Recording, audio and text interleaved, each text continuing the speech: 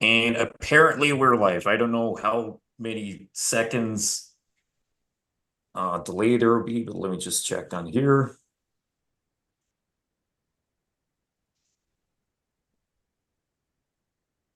There we go. Okay, we should be good. Yep, we're on. Alrighty. Second time live streaming, so bear with me, but we are on already. We are back. My Wi-Fi is fixed. My camera is hopefully fixed. I think I solved those problems for sure. Anyway, we are back with another debate. So let's get into this. I'm Ice White. I'll be acting as moderator and hosting this debate as usual. This is the fifth debate I have hosted. Our most famous debates so far have been the Mystery versus Ross Jeffries debate, which was only recently, and the Just Pearly Things versus Ross Jeffries debate. I Ross expect pretty Jeffries good. is here again. So there you know, there you go. This time we have Mystery's wingman Ablaze going solo against Ross Jeffries, Markus Wolf, Michael Lee, and we may be joined later by Playing with Fire. Michael Lee isn't here. Oh, he's here now. Okay. So we're good. I might interject from time to time just to ensure that people aren't being interrupted too much. But remember this. This is ultimately a debate that can provide value to guys who are struggling with one side or the other. And even if they're super absorbent on one particular side, you can learn things from other perspectives. So this is the beauty of debates. There may be drama like in previous ones, but whatever. It's all fun and games, but the learning is what I particularly love about this kind of shit. Um, Moving on, I'll be reading out super chats, $5 or more, potentially increasing according to demand. So check the pinned message in the chat for that. That's 5 USD. So any Australians with their strange currency, Fuck don't US. think you're gonna fucking get away with that. I know what the exchange rate is for Canadian dollars too. So I saw one time someone did that to me. So I don't fool me. Anyway, let's get started. So Erik, as Mystery's wingman and business partner, can you first explain to us the definition of solid game? Yeah, so solid game is essentially the idea that the majority of women are not open to fast escalation the majority of the time. Therefore, fast escalation game, the majority of the time, is not the most effective style of game. Debate over. No, just kidding. Alrighty, Ross, as the godfather of the pickup artist community and the creator of speed seduction, can you explain the definition of fast game or speed seduction or whatever term you Yeah. personally use yourself? Before I do that, I want to draw a broader frame and go meta here for a second, because it's really, really important to get the context of everything else I'm going to be saying during the next hour and 90 minutes or however long I participate. Here, number one, any model that you have is going to be incomplete. Models are useful, maps are useful, but the map is not the territory, the menu is not the meal. So any model is both useful and inherently flawed and maybe even a little misleading. So nothing I'm going to be advocating for today is true with a capital T. Michael is a scientist, I'm not. It's only a useful map that I have used. I've taught to literally tens of thousands of students, and it does get the results that it predicts when you apply it. It doesn't exclude other people having models and maps that are different. And I'm not saying that those models or maps don't work. I'm simply saying that when you are stuck in your model, when you're stuck in your map, you may not see the possibility of other people's systems working better than your own, or even just differently. That's the first thing I'm going to say. Now, ask your question again. I'll answer that specific question you asked. Alrighty, so the question again is, what is your definition fast game or speed seduction or whatever term that you Yeah. personally use? So speed seduction is a way to very quickly evoke, elicit, create the kind of emotional states in women that they crave. States like feeling deep comfort, states like feeling incredible connection, states like feeling arousal and desire. And my claim, which is, I think, I know is backed up by my students, is that you can do this very quickly. You can create comfort very quickly through the power of suggestion. If you are leaving the power of suggestion and the ability to communicate with someone's unconscious mind on the table, then you are losing a tremendous ability to have influence in all contexts of life. And so speed seduction utilizes the power of suggestion, communicating with a woman's unconscious mind, and you don't look at things in certain Blaze talked about escalation. We don't view escalation as something you do at the end of a particular sequence. By doing this stuff, you can do it all simultaneously with the other things that you're doing. So effectively, that's what speed seduction is. And we don't rely on trying to trigger genetic responses to different measures of value. For me, the greatest value you can provide a woman is evoking those emotional states that she craves. And that's basically my definition of my system. All right. So where would you guys like to start? Anyone would like to start for us? Yeah, I'd probably just like to make a little opening too. Essentially, I think sex is amazing. I like sex. I think every girl fucking loves sex. And when it comes to interactions, the better we can get to a sexual experience, the better for both of you.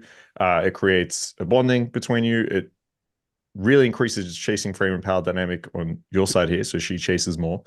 And so yeah, that's what I want to get to as soon as possible. And if you have the skills to do that, then why not? Now, obviously, if you're a student that has no idea what he's doing, you might want to tell him to take it a little bit slow. But if you have a student or someone that knows how to escalate smoothly and can get the girl to a state where she's craving to have sex with you on the first night, then I don't see why you wouldn't do it. The question, though, All right. is, are the majority of women open to that fast escalation the majority of the time?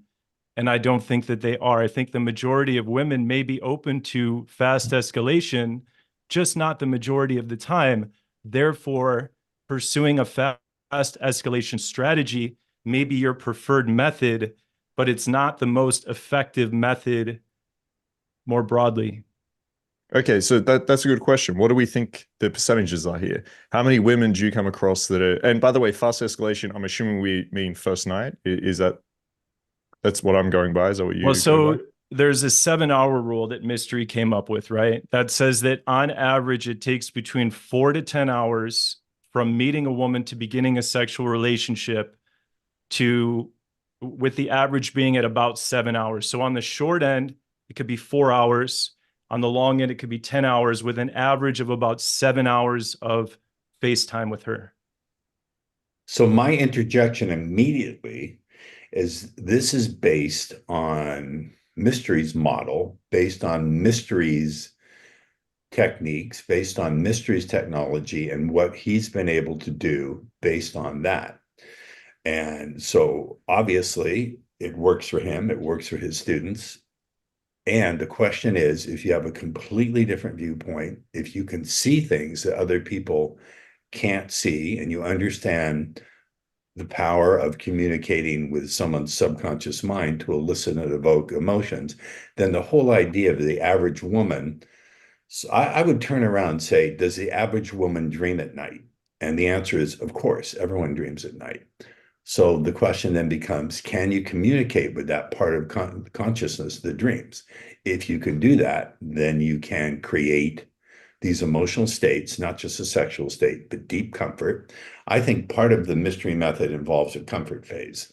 And I'm saying that comfort can be created in a matter of 3 to 5 minutes, as impossible as that sounds, by using the power of suggestion. And then, as Michael will tell you, through input. empathetic or empathic communication, it can be done. I don't want to put words in your mouth, Michael, but within an hour, if you know how to do it. So that's my answer. As far as So the let average me woman, well, I let don't me know what, pop in and just say this is not just Mystery's model. This has also been true according to my experience as well. Faster escalation can take place if you have solid game, if you have good game, you can trigger arousal and, strong emotional responses quickly. Women from a biological standpoint can be ready for sex within a matter of minutes or seconds, right? But with social conditioning on top of that, when you go out, the majority of women are in groups. If you're meeting them in a night game scenario, online dating, are they going to go from an online dating platform to sex within a matter of a few hours? The majority of the time, are they going to go from a grocery store, a day game approach to having sex within a few hours? The majority of time. And then if you're in a social circle situation, you're networking with people, you're out with mutual friends, are they going to peel away from the group and have sex with you in a few hours the majority of the time? The answer is the majority of women are not open to this type of game the majority of the time. Therefore, it's a less effective style of game the majority of the time.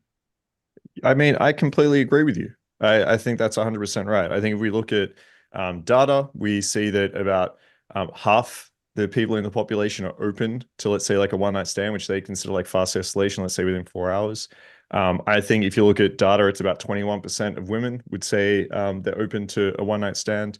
I agree with that. With most men, and with like the very slow method that Mystery seems to promote here, which has almost zero sexual authority, which has almost zero like objection handling. It's basically just sit by, let's try and make this girl comfortable as if you're on a date with your grandmother, and let's take it like really slow. Yeah, I think you'll probably hit those stats. You'll probably hit about 20% of girls that might make a move and might want this to be a little bit more, fast. But fuck that. Listen, what I like to teach is, okay, 20% of women are comfortable with a one-night stand or like a quick escalation with most men. Don't be most men. All right. We're going to, I'm different than these guys. I don't give a fuck about comfort. I just want a little bit of trust with her. And then I'm building crazy amounts of sexual tension and I'm having a lot of authority here. And if she has any concerns, we're going to deal with them. So I agree. Like there's a lot of societal concerns that most girls have where they feel like a slut. We just need to get out of that dynamic where it's like, hey, I actually think it's amazing that you can be sexually open. And these are we want to get to a point where we can explore your sexual kinks and have amazing pleasure and fuck what society thinks. And then you start to see a reversal here where most women primarily really enjoy sex and would love to have it if there were no societal issues around that. And so you just create that dynamic. And then I think you face a situation where most women will want to have sex quickly. Well, so I knew I was going to win somebody over on this debate to my side. I thought it might be Ross, but I guess I've already won Markus over. So you agree that the majority of women are not open to fast escalation the majority of the time. Therefore, running fast escalation game is not the most effective style of game to run the majority of the time. Sorry. Yeah. Hang on. Let me interject. just respond to that 1 second. Yeah, 100%. For men that have no idea how to do it. So if I just took someone off the street and I could teach him nothing other than, hey, what should I do? Should I try just like fuck this girl within 1 hour, or should I take it a little bit more slow? I'd probably say I wouldn't say 4 hours or like 7 hours, but I would say take it a little bit more slow. But that's not what we're dealing with here. We're saying like, if you could teach someone, or like what's more optimal for someone that's advanced, then 100% every single time is going to be doing it faster. 100%. So Sorry, you Ross, think, though, that the majority of the time you can pull a woman fast, like the majority of women will go home with you quickly. The Yes, majority all of the around time. the world. In Eastern how many Europe, where there's a hours? lot of I actually did a year where I tracked this, and literally it was like 95% of girls were on that first night, and my dates are usually 1 hour or one drink, or they're coming straight to the house. If it's night game, then it's going to be a little bit more skewed depending on like what obstacles I'm dealing with here. I've had, to the more extreme example, sometimes where girls like really don't want to leave their friends, and I'll wait a few hours at the club for that to happen. But the point there isn't I'm waiting because I don't think she's ready. She's down, or we're like going to the bathroom in the club or some shit, but it might just be a logistical reason there. But those are the rare occasions. So yes, out of all my closes, which is like over 600, almost all of them have probably been within that 4-hour mark that you think is Ross, not I want to acceptable. Ross, I want to let you talk, but I just got to pin you down on this. So 95% of the women that you approach are going home with you within a matter of a few hours. I don't know anybody who You're has mistaking, stats like you're that. mistaking what I'm saying. Please hear Hang what on. I'm Please, But sorry, I'm not saying 95% of girls that I look at or that I say hello to are coming home with me. Obviously, there's going to be girls that have boyfriends and things like that and whatever. I'm saying like 95% of the girls that I like build attraction with or I'm closing is going to be within that time frame, and it's not going to be, I need to wait like 3 weeks, 3 days, 10 hours. Who's saying to wait 3 weeks? And who's saying comfort is like hanging out with your grandma? You're making up these terms. No, that's exactly what it feels like. I don't want a girl to say, because I've seen the escalation model and I've seen a lot of guys that use this, and it is that. It is you're trying to create comfort through sitting there and asking us some like personal questions or like hanging out. There's very little sexual tension that ever happens, except for like maybe some kino escalation where you're sitting there, you're having a conversation, and then you're like trying to touch We your build shoulder or some shit. we build massive sexual tension. That's Then why why we are you not slow it closing down. these goals earlier? That's why we slow it down. No, to you're not build building. more You're not building sexual massive tension. sexual tension. There isn't. I'm sorry. If there's massive sexual tension, that we probably have different definitions. Okay, massive sexual tension. When I hear that, the girl is all over you. She's talking about her fantasies. She's talking about how she wants you to fuck her later. That is like massive sexual tension. If you're just talking about like the girl holding eye contact, then that's not massive sexual tension. I want to interject something. Sorry, go for it, Ross. When you use the word escalation, there's an implication embedded inside of that. The implication is that these things necessarily have to happen sequentially.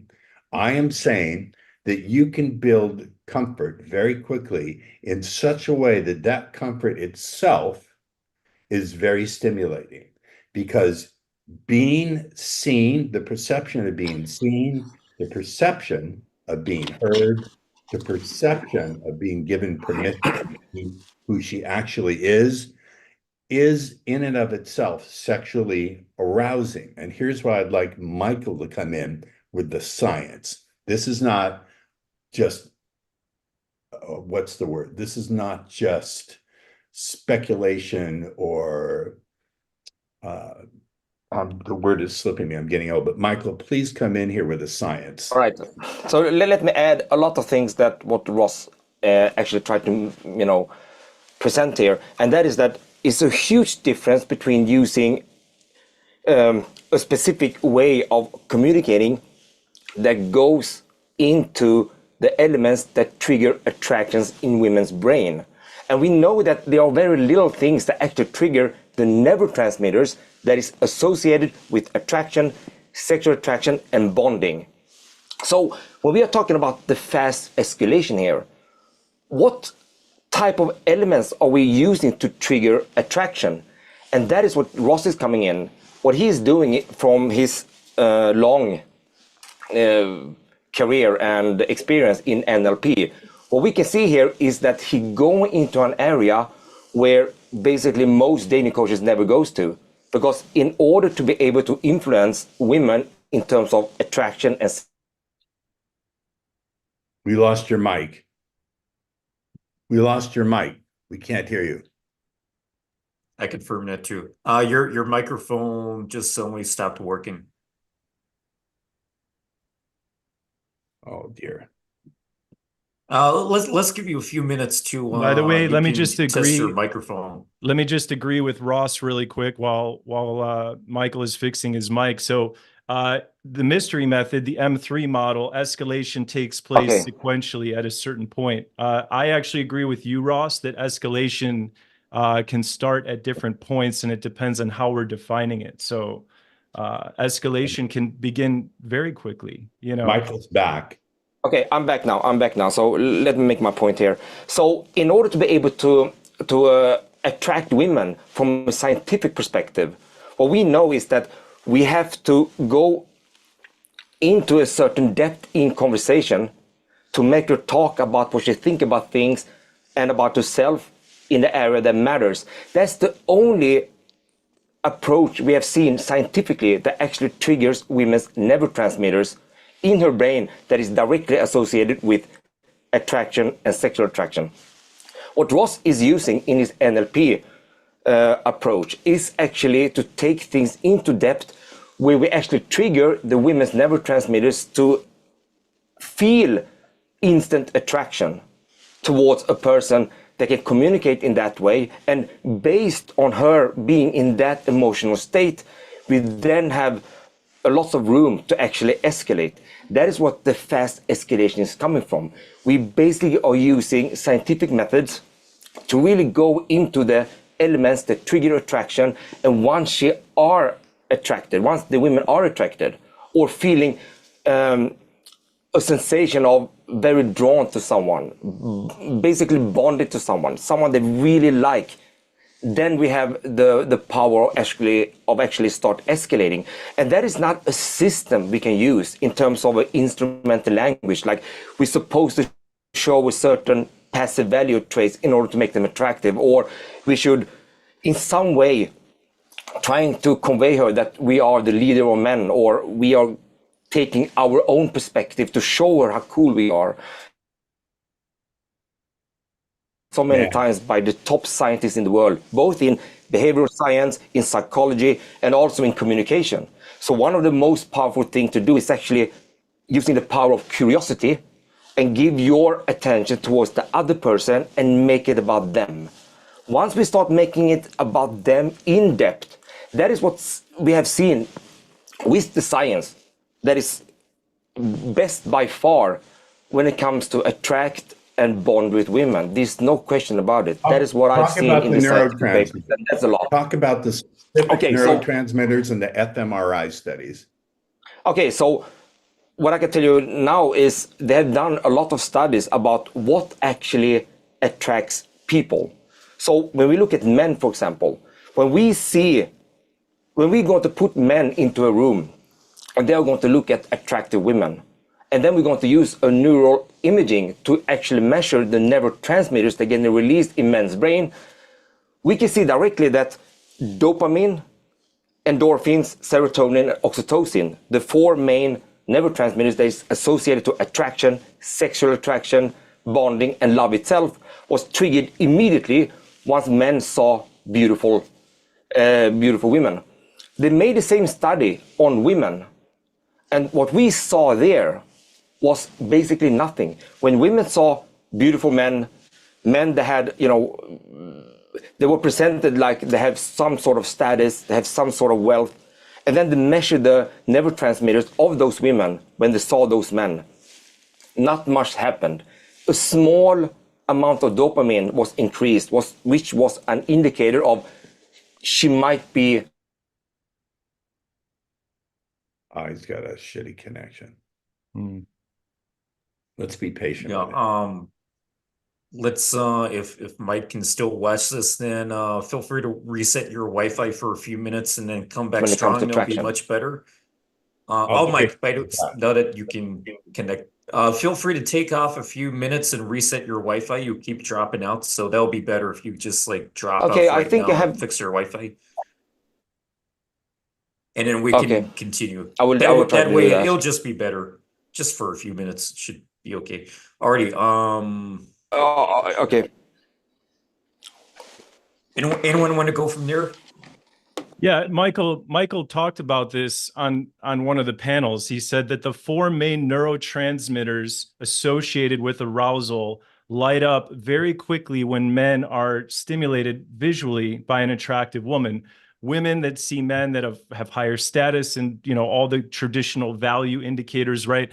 They have a little spike of dopamine, but when somebody taps into their subconscious, when somebody really gets to know them on a deeper level, which is a lot of what Ross teaches, all of a sudden those neurotransmitters light up. So when running a faster escalation style of game, Ross's game is way more effective, in my opinion, than Markus's game, which is basically putting sexual intent very explicitly on the table. Ross is more about sexual suggestion coming in more. Sorry.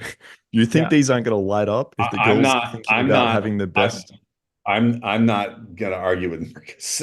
No, you're all right, bro. It's No, so here, let do you me not let me think just let me hang just on, clarify real quick. I'm a okay, go for defender it. of solid game, but when it comes to fast escalation game, Ross's style of game where you are using certain trigger words, you're entering certain states of mind yourself to evoke subconscious sexual responses. That is much more effective than what I've heard you propose, Marcus, which is telling the woman right away that you're going to bring her back to your place for drinks, telling her you're going to give her all these orgasms, like immediately, like, oh, I bet most guys don't know how to please you in bed. Do you really say that stuff to women right away? Yeah, obviously you've never seen our game, which is fine. I can explain it to you. Okay. So if you want to move from someone that basically sits there for 7 hours on a date and basically waits and hopes for a girl to make a move, or you slowly try to like touch her shoulder and then, oh, who knows, maybe hold her hand, is yeah, there are ways you can show sexual authority. So I don't think about it as sexual escalation. I think about it as sexual authority.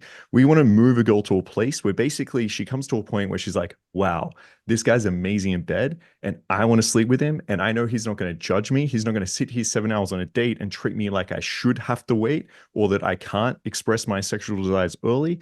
So yeah, there's ways you can go about this. The first one is showing an understanding. So instead of saying, hey, I want to fuck you later, you can say like, hey, I'm curious, what type of guy are you typically into, right? The girl can give the answer. And then you to give her a cold read, you tell her what you think. Look, I can tell you're very feminine, okay? You need a very masculine and dominant man, which we know from data, it's like 90% of girls, the 50 Shades Grey effect, right? Is they like a dominant guy. So this is your first step in, and then you can lead the interaction forward. So yes, it does reach a point where the girl can talk about orgasms. You can talk about how many orgasms you're going to give her. You can talk about her fantasies and how you're going to tie her up. There's a whole process that leads to this. It's not just escalation and putting it on her and being like, I want to fuck you. It's allowing her to enter that space. It's allowing her to talk about it. It's allowing her to escalate with it. So yeah, you can reach a space where this girl is thinking about that. And I guarantee her fucking brain is going to be lighting up on an fMRI if she's thinking about orgasms. So yeah, of course, I think fast escalation is going to be good when I see the evidence of it working. It sounds like you just haven't seen the evidence of it working yet. Okay.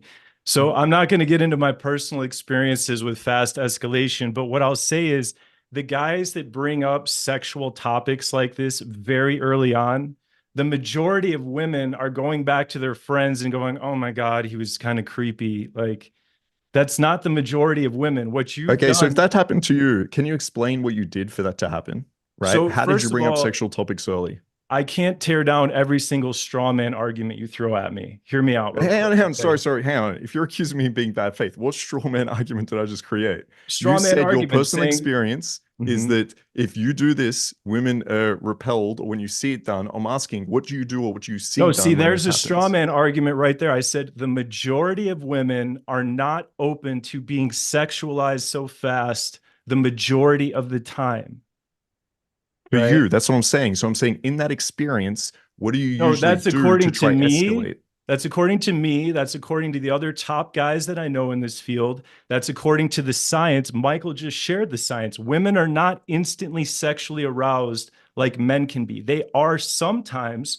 Some Okay, women can I'm be sorry. instantly. Talking about straw man arguments, we're not saying go on a date and say, I want to fuck you. Women can be very sexualized within 4 hours. Are you kidding me? That is not Can fast. be, Of course, can be. will be 100% are. You're talking about people around you. There's a reason this is like a 4v1 debate. I've like all my students are in positions where this is happening. This is not even just a, for me, super advanced level.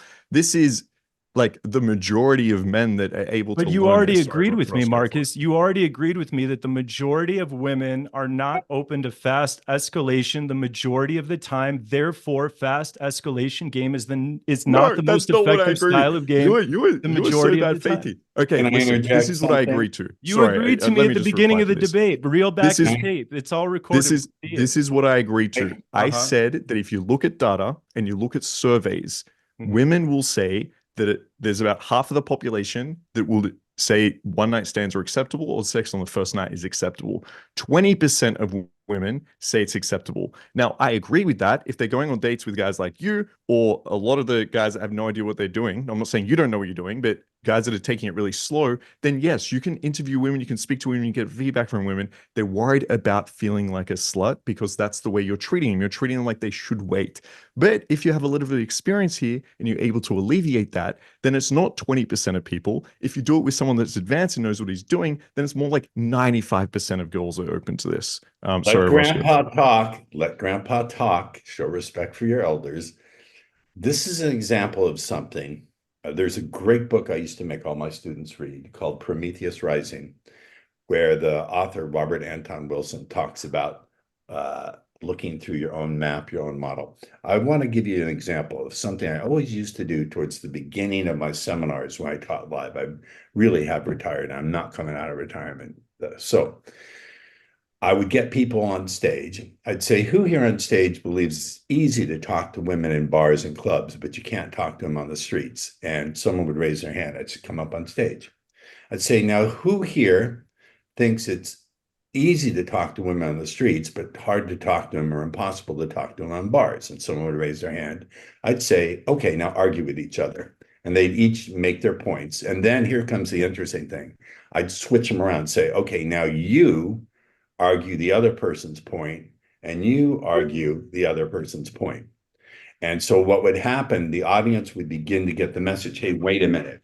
These are only maps. These are only models. They're not true with a capital T.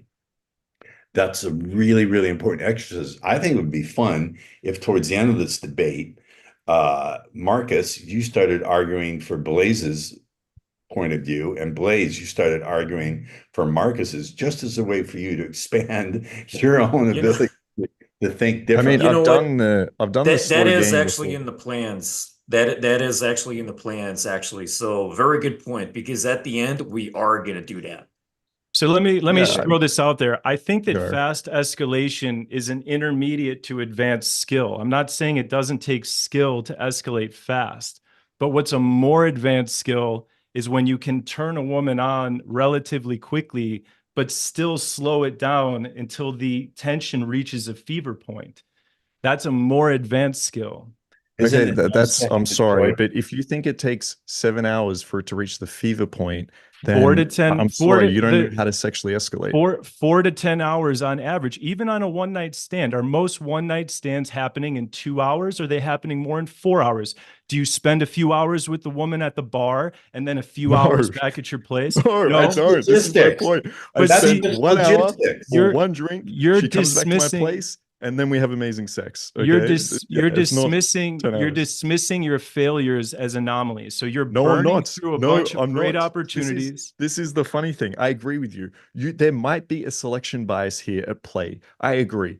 If you have a guy that is like, listen, I think pulling my dick out and waving it around is the only thing that works, and that's all they've been doing, right? You would agree that's a selection bias. So I think what's happening here is all you've ever tried is this slow escalation. And then whenever you tried fast escalation, it's been what? No, it's not. How is it? Tell me how that's a straw man. Because you are basically saying that I don't have any experience or knowledge of fast escalation game, and then you're making arguments on top of that argument made out of straw, hence the name straw man. You build an argument out of straw, and then you tear something down that I never said. To be clear, a straw man is when I'm saying that your argument is X, and then I'm going against that. Exactly. What if your argument is I made an X? I haven't. You don't know how to do great fast escalation, right? Because I'd be willing to bet that I do. I would actually be willing to bet that I may be even better than you at it. Okay, so let me ask you a question. Can you go on majority of dates with women and have sex with them within 4 hours? In less than 4 hours? Yes. Without triggering buyer's remorse, without having to deal with these girls, with retention, with almost 100% retention. I would say on average, no. The majority of women. So I would argue my fast escalation game is much better than yours. And I feel like based on your interpretation of what mine was, which is going on a date and saying, hey, let's go back to my place for drinks later. And hey, orgasms I'm going to give you like straight up. Yeah, that's obviously never going to work. I think that's a horrible idea if anyone was thinking that. You were on the panel saying that last time. What did I say? You said something along the lines of you tell the woman right away that you're going to go back to your place later to see the poll. Please find that clip. We'll Please. find the clip. You No, said no, that no, you- no, that was you're incorrect, Blaze. That was the African-American gentleman. I forget his name. He was talking about doing that. But let me This just was a say different one thing. panel. Please, please.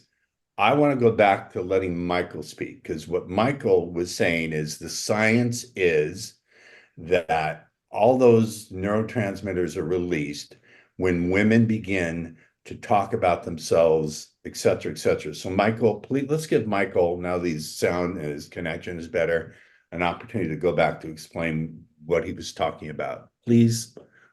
Okay, so if I'm going to take my experience, both when it comes to the academic department, together with a lot of own practical examples, together with my clients' practical examples, one of the main thing in order to be able to attract women for real is to knowing how to attract those neurotransmitters that are linked to attraction for real.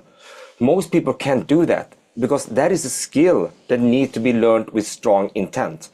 I'm not going to go against any methods here, saying that this is right and this is wrong.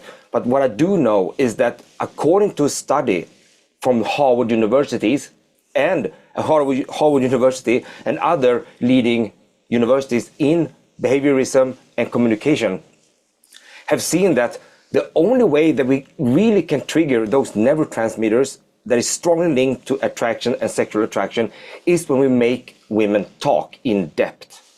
And it's not only about, you know, asking questions so they're going to tell you what they think and what they're doing and what they're liking. It's much more about coming into an area where they start telling you the reason, the underlying reason why they're doing things, the underlying reason why they are liking a certain thing. And then you can take it even more to depth by starting with imaginary thoughts, like what would you like to change in this environment to make it perfect for you? If you could change something in your life to make it really good, what would that be? Once you start talking about those things in depth, that is when those neurotransmitters is actually spiking in the same way as men's brain are spiking when they see attractive women.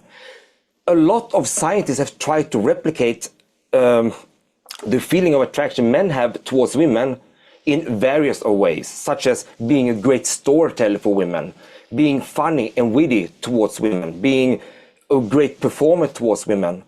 But nothing was even close compared with when we come into the empathetic area of her talking about what she thinks about things and about herself in an area in depth, and in an area that actually matters. So that was like a super clear conclusion made by the Ivy schools. And Let me for my man. Can I steel man your argument just for a second? There's yeah, strong, go ahead. but then there's steel man where you're supporting it. I have found that when guys talk about themselves, doesn't work. When guys get a woman talking about facts, data, figures, that doesn't. But when you get women talking about in a way where it fires up their imagination, not necessarily sexual topics. So if I say to a woman, what do you like to do for fun? That's looking for a fact-based question, that answer. That's not going to trigger any neurotransmitters. But if I say, when you want to do something that makes you feel totally alive, get your heart beating hard, and time flies by, what do you love to do? Or what's something you've always, fantasized about doing, but haven't let yourself dare? That will open up a different level of communication where she has to respond from not necessarily sexually, I get it, but just answering that kind of question where she's going to begin to reveal things that make her feel seen and heard is going to fire off those neurotransmitters. That doesn't take 4 hours or 7 hours or 10 hours. You can do it skillfully within 45 minutes if you learn to STFU, shut the fuck up, and let her do most of the talking. You can do it in 45 minutes, but are most women down for sex in 45 minutes? That's not the point. Hold on. The question is, are most women in a state where they're ready to do it? Not will they do it right away, but are they emotionally in a place where if you do spend that hour with them and logistically you can't continue it, they will go home and fantasize about you. So when you, here's what I'm trying to say. The amount of time you actually FaceTime you have to get in, you can do that within 45 minutes to an hour if you have the skills, and I will admit it's a highly advanced skill set. Will they then go home with you? I don't know. But what I can tell you is you don't have to keep staying with them and side by side for another 7 hours. You can let a day lapse when you're not in any communication at all. That's what I'm saying. I am not saying you do this stuff after 45 minutes, they're then going to go home with you. They may need to go home and fantasize about you, but it doesn't count towards me. It's time on the clock because I'm not doing any of the work. They're doing the work in their head. I don't I'm Fair. cutting the hair too fine. No, Am I no, cutting- no. It all resonates with me, Ross. Everything you're saying right now rings true. It rings true to me. And it, by the way, it's Ablaze with an A. I'm Ablaze. sorry. No, it's all good. What you're saying rings true to me. But so here's the ultimate thing though. Like, let's look at the 4 different areas there are to meet women, right? We have online dating. Are the majority of women hooking up on day 1 within a matter of a few hours from online dating? Not the majority. I can't do online dating. I'll answer that. I'll answer that. I can't do online dating. Look at my face. I'll answer that. I could get you good results online, Ross. Face or no face, and you're not as bad looking as you say you are. No, I don't think I'm bad looking, but I'm old. Stop it. Stop it. You're great looking. Stop. Some women will come home with you right away from online. They'll come straight to your place. They'll hook up on night 1. Most of them won't. Grocery shopping or a daytime approach. Are there women that will sleep with you within a few hours from a daytime approach? Yes. Will the majority of them? No. Night game. Night game. Hold. Uh-huh. That's not true. Listen to me. Listen to the hair I'm going to cut because it's a fine hair. It's a fine facet of the gem. I have done things in grocery stores within an hour or 45-minute conversation. I may not be able to do that 45 minutes of conversation there in the grocery store, but an aggregate total of 45 minutes of conversation where they are ready. Now, they may take another 5 or 6 hours in their head when I'm not in front of them. I'm not exerting any effort. I'm not there side by side with them. They're at home fantasizing about me. And then they call me on the phone and say, hey, can you come over and I'll cook us dinner? Or they'll say things like, hey, tomorrow's my day off. You want to come share a bottle of wine? I want to really cut this point fine because I don't think I'm getting it across.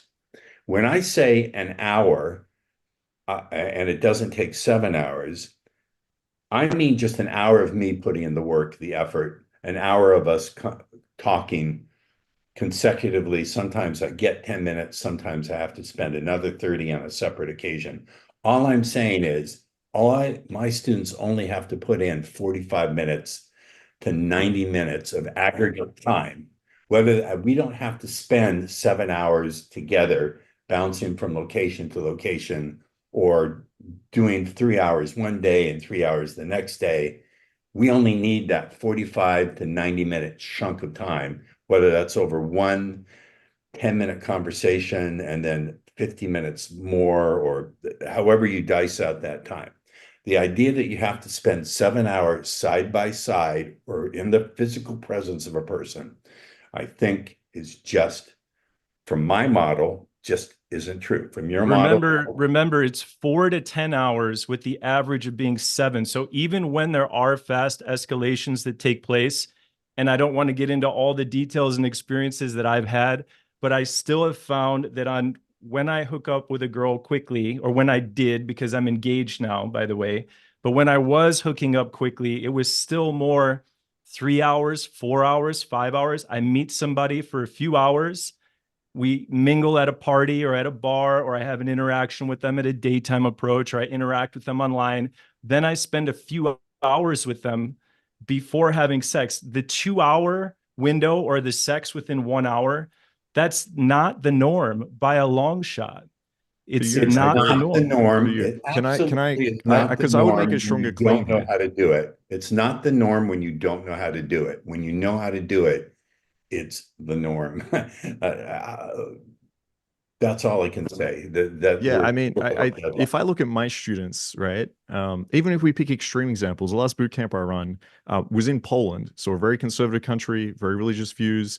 And one of my students pulled, I think she was 19-year-old virgin, okay, never had sex before, from day game, and had sex with her within 3 hours, okay? So, um, and this isn't just like a once that's ever happened in my tight. This is like the last boot camp in a very conservative country.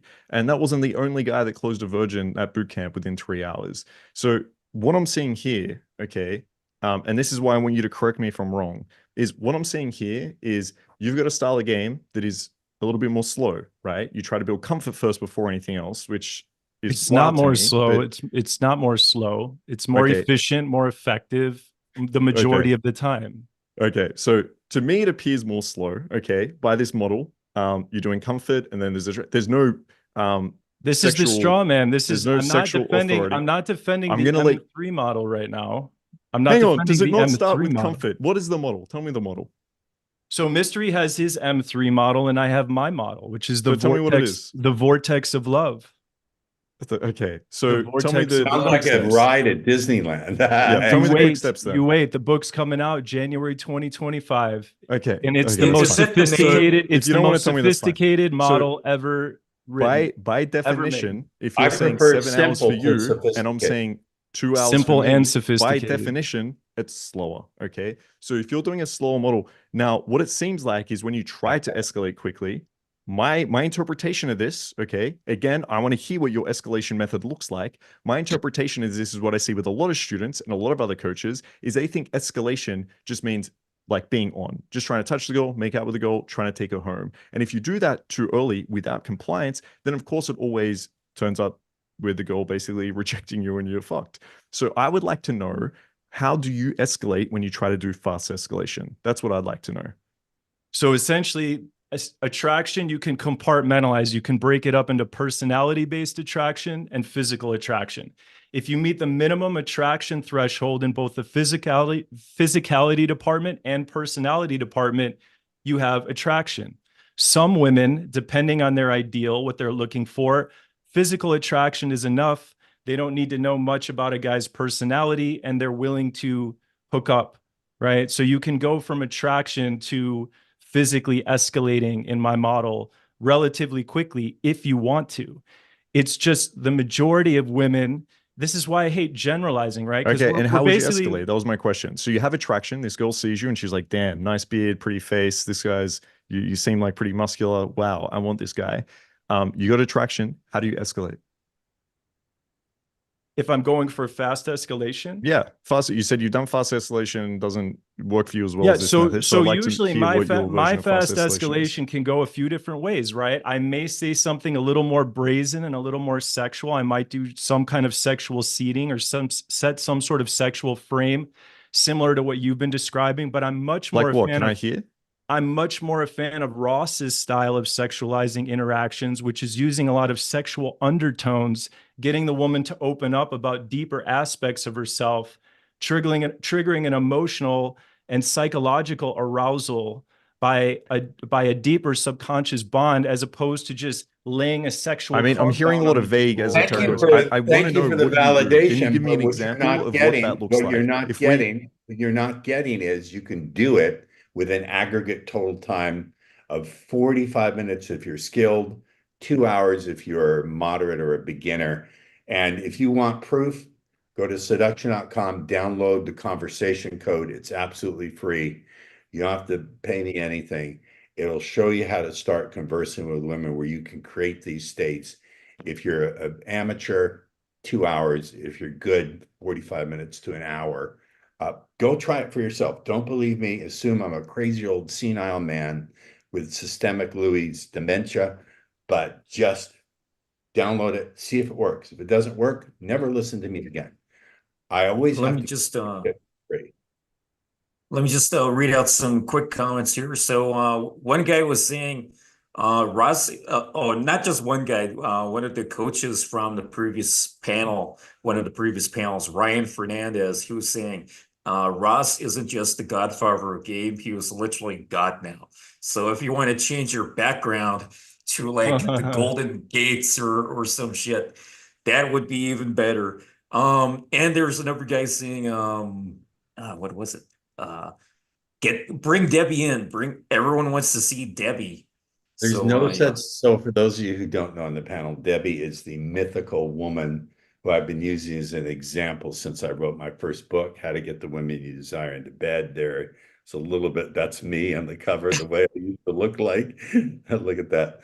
The background, we can't really see it. And well, I can shut the background off, but in all my language patterns examples, I always talk about Debbie. Well, Debbie, and I've never ever been with a Debbie. It's just I figured I'd hold on a minute.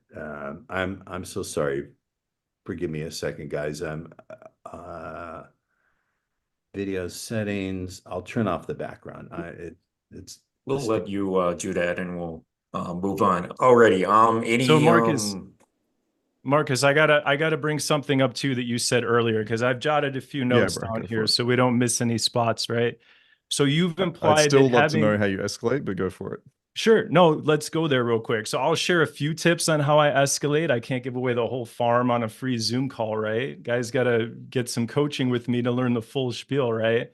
But Well, or no, get I'm my not asking book. for a I'll have- 4-hour lecture. I'm just asking like some very practical explanations of what interactions look like when you escalate. Yeah. So when I first will meet a woman, typically what I'm going to do is I'm going to have a sexual charge within my body. Okay.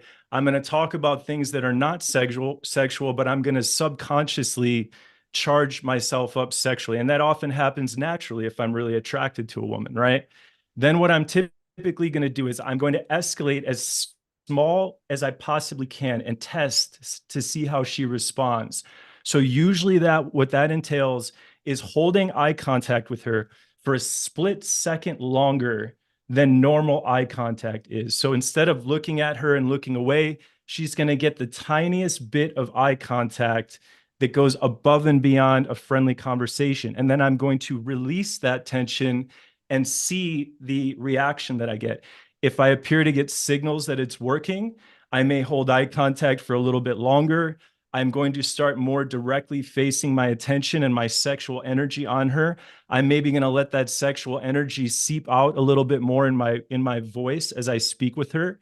And then at some point, I may say something more sexually overt to see how she responds. I'm going to share one of my favorite ways to do that right here for free, right?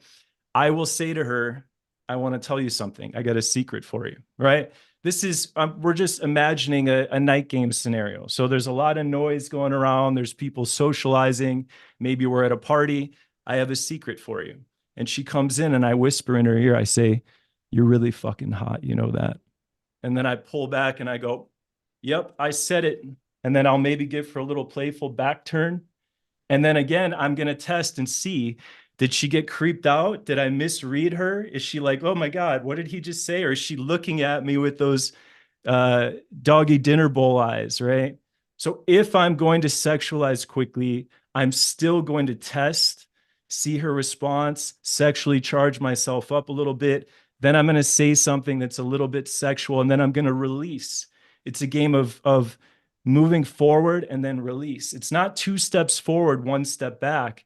It's 1 step forward, 2 steps back. That's Okay. a small little primer for how I will sexually escalate quickly. I mean, that's not sexually. I'm so sorry. Let's hear how you do it. If you can one up me, let's hear it. Let's hear how you do it. Okay. This is exactly what I thought. So basically, before when I said your idea of sexual escalation is probably going to be something that's on, right? So what I meant by that is you're holding eye contact, sure, fine, I think that's great. And then your next move was basically giving the girl a compliment and saying you're hot. So yeah, this is not my next move. Escalation.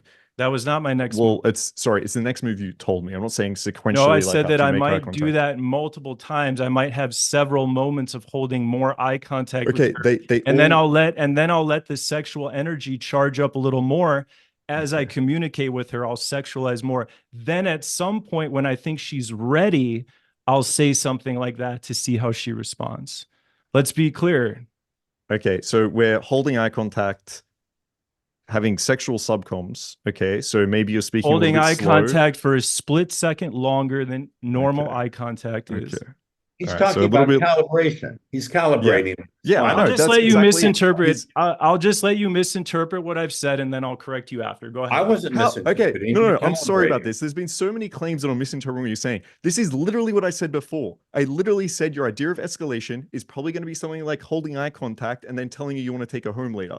The equivalent of that is holding eye contact and telling you you're really fucking hot. Okay, that's exactly what I said before. So I don't see how I'm misinterpreting this. This is exactly what I thought. The idea here is, yes, for most guys, if you want to escalate, there's ways you can do this where it's on. This is how I consider it. There are ways where you can sit there and you can have sexual subcoms. So these are things going to be like holding slightly more eye contact. It's going to be things like lowering your tone. It's going to be things like stepping in a little bit closer.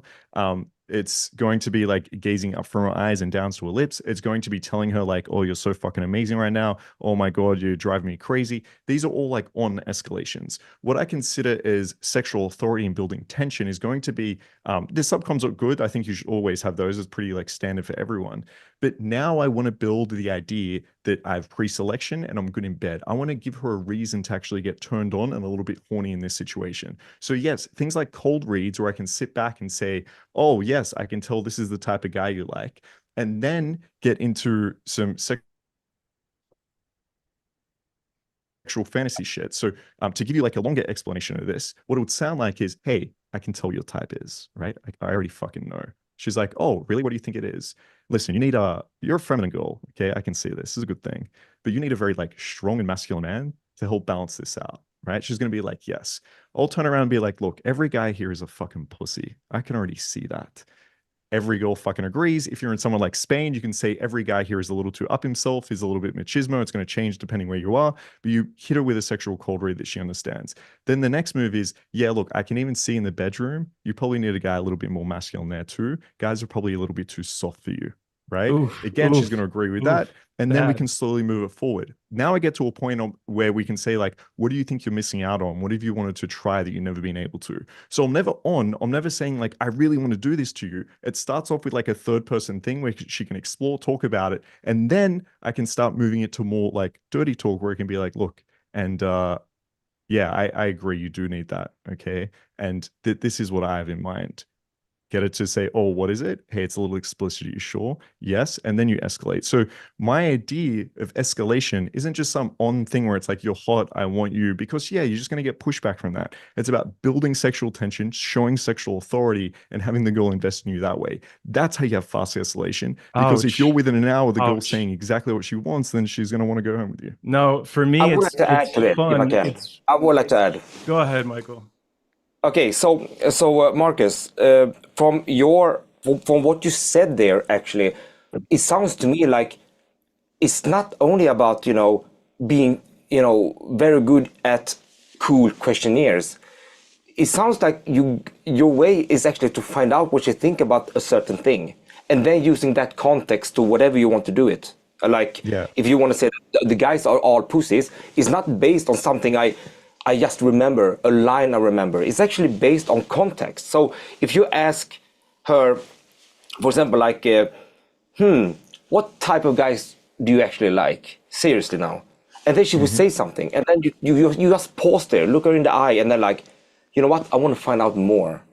And then she might give you something more. And then you just, take that. And then you say like, you know what? All those guys here in the club is pussies. So that kind of statement must have come from the context of whatever she said to you. Did I understand you correctly there? Because that's when you actually make them. Yeah, so you're right here.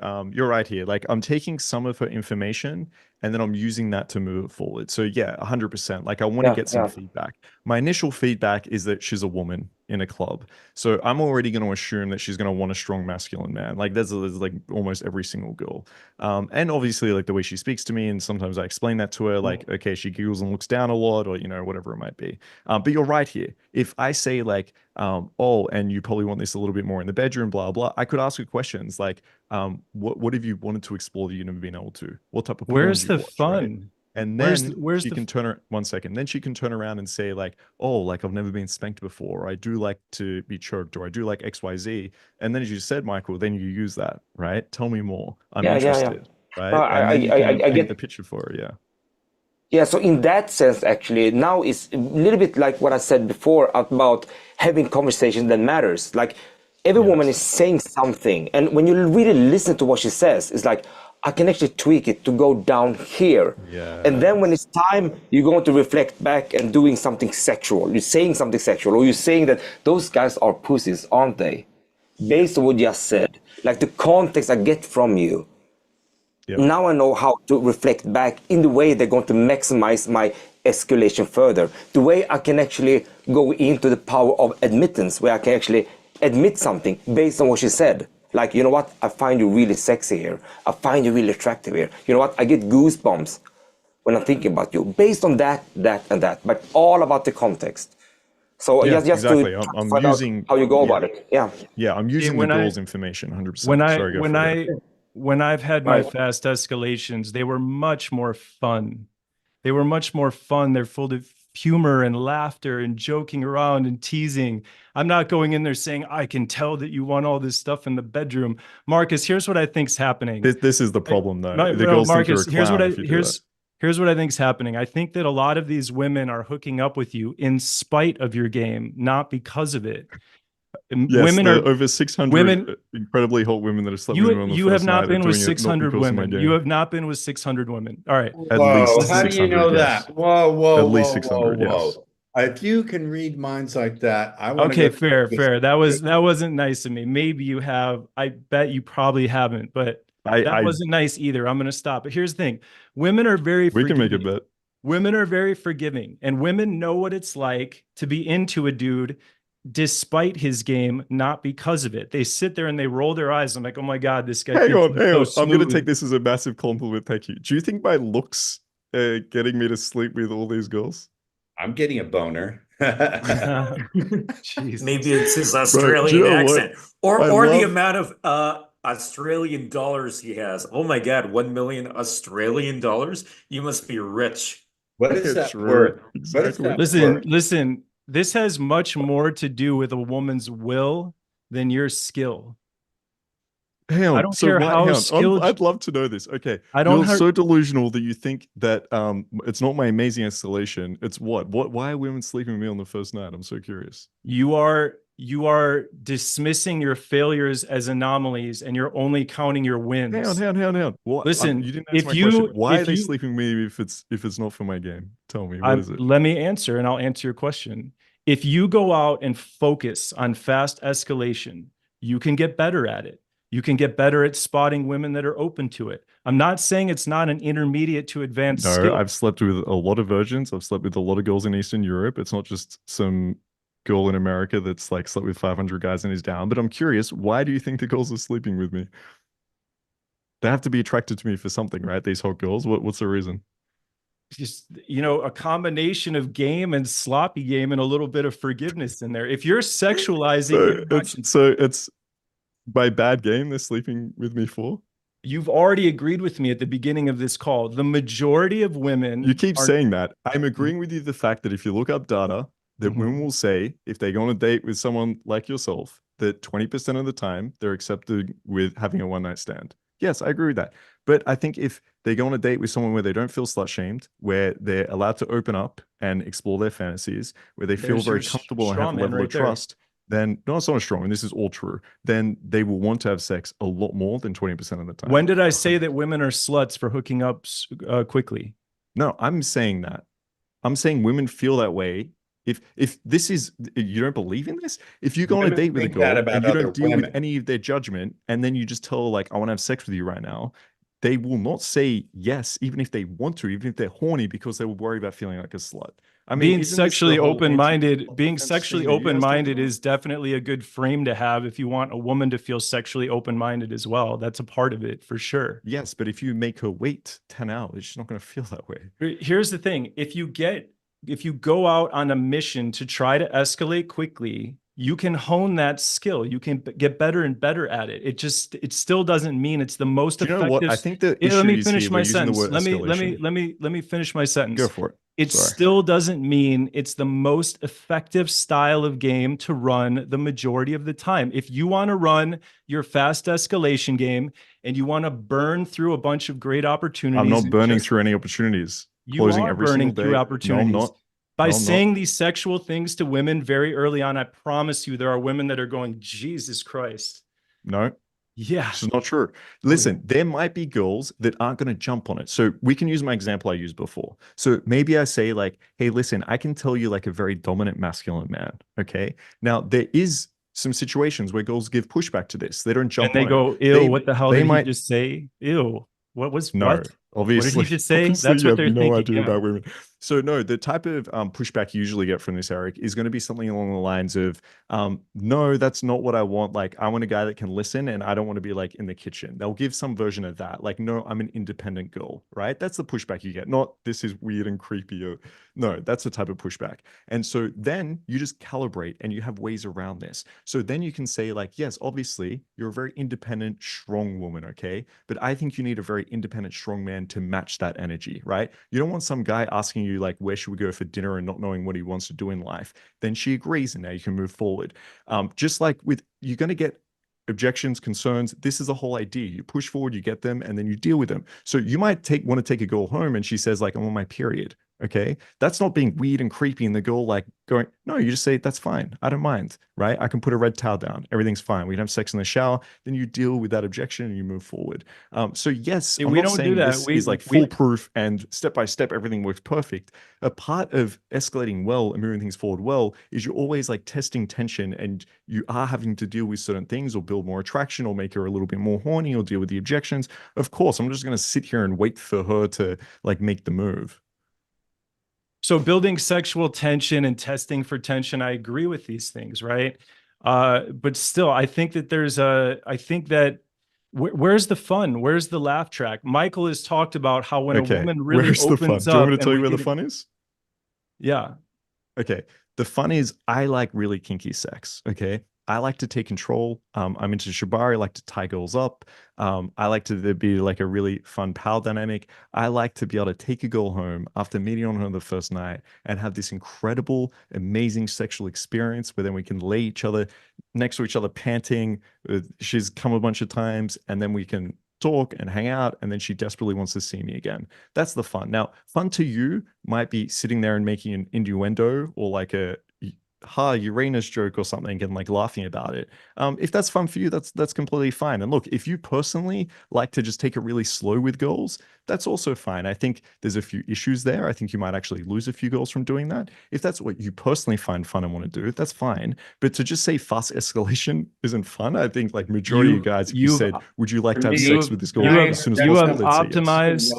Hey, hang on. Let me just tag Ross in here because he might have to go pretty soon. So let's have some Oh, sorry, more Ross. involvement. He's being very Ross patient, for now. Ross. I'm sorry. Go ahead. I keep hearing the term fast. For me, it's effective, not fast necessarily. Fast is part of effective, is a foundational part of being fast. If you're not effective, you can't be fast. So hear me out.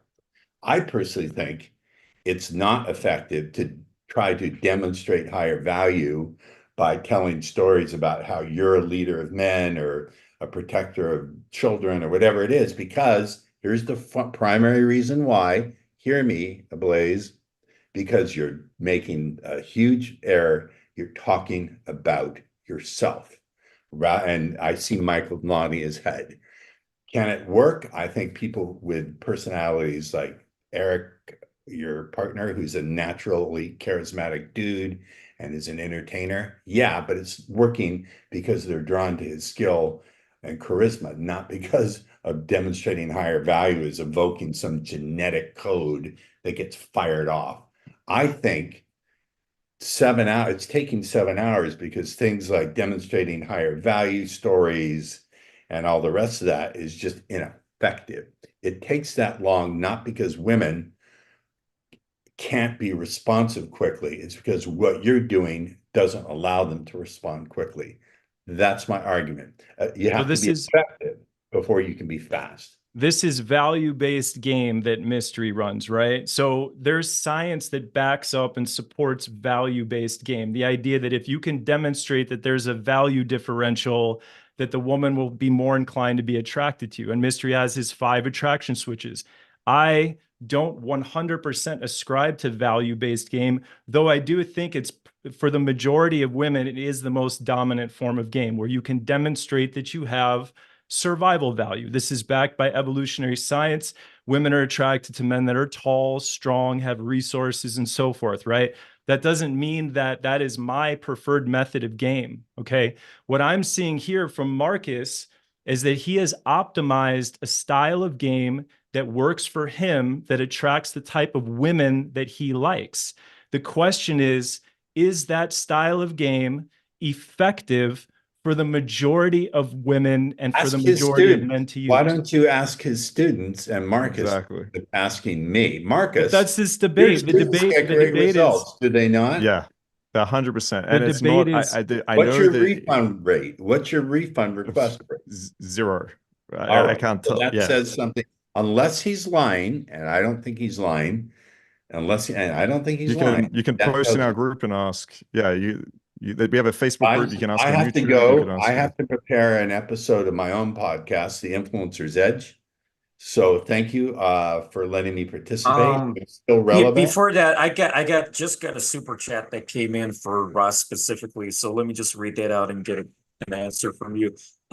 Super chat to Ross: can I make a girl attracted to me, or is it only through her choice? Example: is it from my own masculine powers or her own free will? The free will question. Is there such a thing as free will? I am going to, let me answer this let me answer it in a certain way. Many years ago, I had a mentor in neurolinguistic programming, not a particularly nice guy, and still is not, but he's a wonderful teacher. And I once said to him, can you hypnotize someone to do something against their will? He said, technically no, but in reality, yes, because most people don't have a will. Most people have contradictory wishes and desires that flit in and out of their mind. If by will you mean a strong, focused intent, a strong sense of identity and who they are, they don't have a will. So I don't know how well that answers the question, but I would say most humans, not just women, don't have a will. They have a fixed pattern of responding. If you can either utilize that fixed pattern or break it, they become extremely suggestible. And then it's not about, I get what he's saying, me exercising my will, that I'm not going to be deterred. But her will no longer enters into the picture. Did that answer his question or not? I don't know if it answered or not. What are they saying? Don't see anything in the chat, but I'll assume that I've got to go. Ross, can I say something before you go? Ross, before you go, I'm a proponent of playing solid game, slowing things down a little bit. Fast escalation game is a thing, and I personally think that your style of fast escalation game is superior to what Markus is talking about. I would know, Markus. I'm not going to get into that. Don't. So you're using me as a lever, complimenting. Yeah. Yes. 4 points against Markus, and That's what this is, a debate. I'm not letting you. I'm calling you on that shit. I'm not letting you get away Ross with sees it. everything. Give my best Godfather. regards to Erik and my best respects. Michael, looking forward to having you on the show. Thanks for including me. I got to go, guys. I love you, man. Catch you. Thanks. Bye, Ross. Bye. Okay, so I would like to add something when it comes to Markus, your strategy. Yeah, bro, hit me. I think your strategy is a lot more advanced what people are thinking here. It's not like a fast escalation game. It's just what you tweak it to. You just tweak it to become fast escalation. Because if we're going to look at psychological theories, rooted in how human beings can evolve in certain things, when it comes to women, in order for them to be open for a lot of things, we need to obtain a certain amount of safety and trust first. Unless we have obtained a certain amount of safety and trust, they won't pursue further with anything, basically. So when we look at safety and trust, back in the days, 10,000 years ago, that was protecting them with a spear, for example, against predators and so on. But we do have something called prefrontal cortex, and we do have something called neuroplasticity in our brain that makes us modern, so to speak. And when we look at the modern world today, the modern world, we can see that the safety and trust for women is much more based on emotional safety and trust. And if we look at can we create emotional safety and trust, well, that is through understanding. So when you're talking with women, Markus, at the club and so on, you're going with sort of a discovery question to see where you're at. And then when you have something, you're just going to use all the context you can, all the context you can to lean towards fast escalation. You see, because when she feels understood, for example, like the way that you basically came in and you reflect back by saying, you seems to be a really independent woman. Mm-hmm. And bam, then based on that, you go in and tweaking it towards fast escalation. But just by saying 100%. That and continue with that, she will feel like that guy gets me. Yeah, that's exactly what I want. Yeah, he gets me. Yeah, and that's exactly what I want. Yeah, exactly. But once you actually get into the era like, oh, that guy gets me, and then suddenly you go into quite fast escalation, you are still within the empathetic depth. Because empathy is not the same as compassion. Empathy is just understanding the other person from their perspective. Once you have that perspective of hers, like she is an independent woman, and what comes to an independent woman's mind in this particular area? Well, first, all the guys are probably pussies, right? I mean, you're an independent woman, you know what you want. And then when you look at the guys, they cannot even do anything, even if they want, they are pussies, or whatever kind of association you do. Then what you're doing is you're going to reflect that and anchor that kind of opposite feeling towards yourself. And then you start fast escalating, like you are different. And one of the main things is like, you go into a woman, I can imagine you go into, I've done it myself, when you go into clubs and bars and you're talking with a woman that is really attractive, you have the mindset of like, I don't care which guys you have met all over your life, during your life, I don't care. But with me, you don't get away. I see you and I hear what you're saying, and you don't get away with me. And what you hear she is saying, you take that and you just going to continue, you're going to pivot on that. And whether you're doing it to create connection and relationship, or you're going to use sexual escalation for that, so be it. But that is actually, like a fork of interpersonal communication skills in that sense. Yeah, I agree. Like, this is why I don't like using the word escalation, because I think it implies that you're basically being on with the girl. Like, a lot of guys, when people hear escalation, it's basically like, how do I be more physical, right? They don't think about their words, or if they do think about their words, it's basically like, how do I convey to her that I want to have sex with her? So it's things like a compliment, or it's things like, I want to take you home, or I feel like this emotion towards you. Whereas, as you said, like, I see it about building that sexual authority. And I love that you said, he gets me. That's what I want to achieve. I want to achieve basically like, this guy understands me on a sexual level. And when you're talking about men to women dynamics, that's one of the deepest levels you can actually accomplish, is understanding someone on a sexual level. And then when you have that level of authority, that level of trust, you almost come into it as an expert. She's going to be much more open to talking about her pleasures and what she's into. Because if you're just some random guy and you're like, hey, how do you like to be sexed, you're just going to be like, what the fuck are you talking about? Whereas if you say like, look, this is my experience, I understand you, right? I get you. Then from that you lead to, okay, and tell me more about this. Tell me more about exactly what you want. Tell me more about what you like. Tell me what you don't like. Now you're entering a situation. I just think about it as like understanding a fantasy, because when I have sex with her, I do sex coaching too, is I want it to be an amazing experience. And for it to be an amazing experience, I need to know what this girl likes and what she wants. Because if she has, the example I always give is, she's got like a foot fetish, okay? You can be like an average guy in bed with a really small dick, but now if you just like touch her feet, she's gonna have the best time of fucking life, right? Now it's a weird example, but the more common ones are gonna be like, maybe she likes to be choked, talked down to, whatever it might be. You get consent from this, you understand it. Now you can give her amazing time. Retention is gonna be through the roof. She's definitely gonna be a guy you want to see again. So yeah, I think there's just a lot of times a misunderstanding when people first hear about our game, which is, oh, it's just like brute force. I want to fuck you. Whereas as you kind of really succinctly identified here, it's more about understanding her and showing that you understand her as well. So thank you.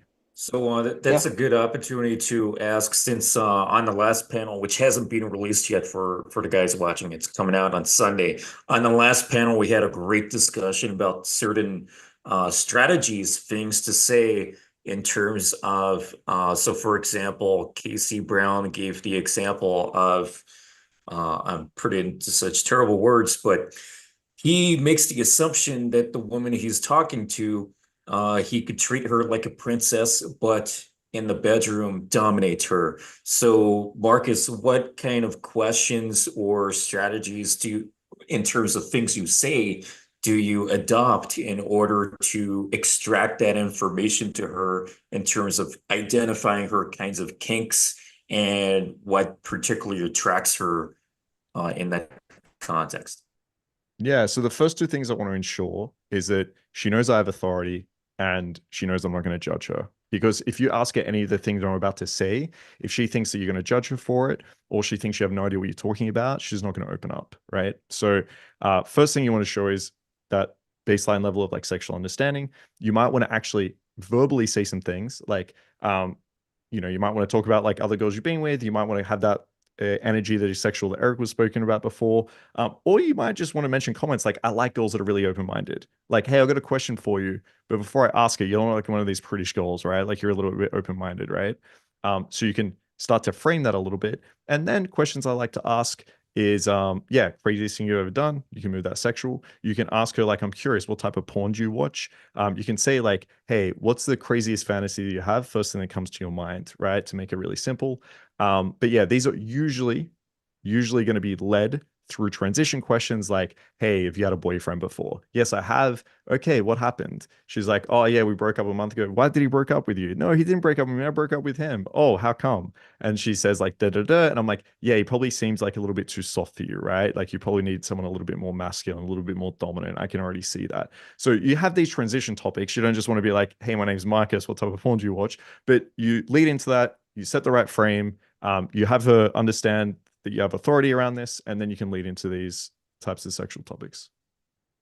All right, nice. Erik, is there any kind of equivalent you have for that? Let me throw this out there really quick, okay? People that are in sales, let's call it selling cars, for example. Everyone in sales that sells cars knows there's this thing called a laydown. That's where somebody comes to the dealership. They don't need a test drive. They know exactly the type of car they're looking for. They've got the money. They sit down, they sign a contract, and they're on their way, right? But the majority of people want to test drive the car. They want to know a little bit about the dealership. They want to know a little bit about the warranty. The majority of sales are not laydowns. We're not in the business of order taking, right? What you're describing is finding women that are accepting of your sexual frame. And there are three types of women, if we're going to speak broadly. Ready? There are three types of women, broadly speaking, that are open to sex fast like this. You have women that are submissive, right? Women that are submissive, maybe a little bit inexperienced, that you can sort of use emotional momentum on them. But these are the women that are going to get buyer's remorse. No, right? We don't okay. want Let me ask you: how many women do you think are submissive? If we were to have a survey and we would say, how many of you women feel feminine, submissive, or would like a more dominant man? If we were to do a survey, how many women do you think would say they're submissive? The overwhelming majority. Okay, so basically what you said is this only works for the overwhelming majority so far. Okay, keep going. So women that are very submissive or a little bit inexperienced, that are not, they don't say no very easily. They will okay, so it works for inexperienced women. Okay. They will succumb to a high pressure style of game where you're kind of seizing on opportunities, right? But these are the women that are going to get buyer's remorse. These when are you the say women that buyer's are going to, remorse, what does that mean? That means she feels like she was pushed out of her comfort zone too quickly, but she rolled with the punches because she was afraid to say no. And That's what would one this look type. like? Would she want to see you again with buyer's remorse, or would she not want to see you again? The majority of women do not want to see you again if they have buyer's remorse. Okay, so how do you explain that almost every single girl that I've slept with in like the last 2 years of my journey have wanted to see me again? You're not going after these women in a predatorial way, then congrats to you. So that's one type of woman that will go for a fast escalation. The second type of woman that will go for a fast escalation is sort of your average everyday woman that's open to it, but it's not her norm. It's not her default. Okay. The issue with this is it's hard to find those women. Like, when are they open? When are the logistics good? So you have to kind of sexualize early, right? So you're going to break some eggs in the process of finding those average everyday women that may be open to sexual escalation, but not on the norm. So you have to sexualize quick. You have to set sexual frames quickly. So you're going to burn through some opportunities doing that. That's the second type. The third type of woman is the sexually open-minded woman, right? That takes a little bit of skill. You've got to be able to identify these types of women. And when that happens, so be it. But it still brings me back to my original premise, which is that your style of game is not the most effective to run the majority of the time and on the majority of women. Okay, so I get what you're saying here. So basically, I'm gonna say your argument back, and you can let me know if this is what it is or not, and then you can correct it. Okay. So what you're saying is there's percentage of the population, okay, and there's going to be some girls that are really agreeable and have a really hard time to say no. So when you escalate them, they're like, okay, kind of, maybe, and then have sex and they're like, fuck, I really wish that didn't happen. This is maybe where you get like the false grape allegations. This is where women won't want to see you again. They feel they're uncomfortable. Then you have a percentage of women that are sometimes open, sometimes not. So you got to catch them like on the good day, it sounds like, or like when they're in that phase. And then you have other women that are maybe a little bit more sexually open. And so you got to do a little bit of work there and you can close them. But then every other girl, I'm not talking about percentages here, but like the remainder of the girls are not sexually open-minded, not so agreeable, aren't in that state right now. And so if you try to escalate that on them, then it's going to backfire and they're basically just going to reject you and walk away, or like not want to see you again. The majority of women, if you sexualize too quickly, will be turned off by it. Correct. Yes, I mean, by definition, too quickly. Yeah, of course. But what if you do it not too quickly? You do it at the very calibrated rate as to the amount of attraction that you have. And that only takes an hour with most girls, or 2 hours or 3 hours with most girls. Would you call that too quickly? Like, this is my question. If for example, we could like do this, okay? And tomorrow you wake up, Erik, and every single girl you go on a date with really wants to sleep with you within 3 hours. Would you do it, or would you make them wait? Being the man that I am now, I actually am a little bit more prone to wait. I actually like playing solid game as well. You keep saying solid game. So my question here is, okay, if a girl desperately wants to sleep with you within 3 hours, you're making her wait. Why? If she's really attractive and I'm really turned on and she's ready to go, I'm open-minded to it, right? But no. So this is the hypothetical. She is very down. Okay. Every single girl you meet, every girl, this is a hypothetical, obviously, but every single girl you meet her and within 3 hours, she wants to have sex with you. Like, she's down. No. Why not? What's the hypothetical? So you wake up tomorrow. Okay. You get a magical ice white, the god of game spell over you. Okay. And, now, all of a sudden, every girl I come across, I can sleep with them in 3 hours or less. They're very attracted to you within 3 hours. They're thinking, I desperately want to fuck this guy. Every girl. But if that was a thing, then I would, and I wasn't engaged. Okay, I would probably selectively hook up with the most attractive ones. You know, if I was turned on enough, and if I wasn't within 3 hours, right? Okay. Okay, so that's my point. I have that magical wand waved over me, okay? Most of my interactions when I run good sexual authority game is most of them want to have sex with me within 3 hours. And I do go through a lot of what I would call fantasy search. So there is no remorse. Girls have safe words. I tell them like, hey, if you're not feeling like, I think sex is really bad for me if the girl's not like really passionate and committed about this. If she's kind of like on the I don't want to have sex with her, right? So yeah, I don't have any sexual remorse from girls. They all want to see me again.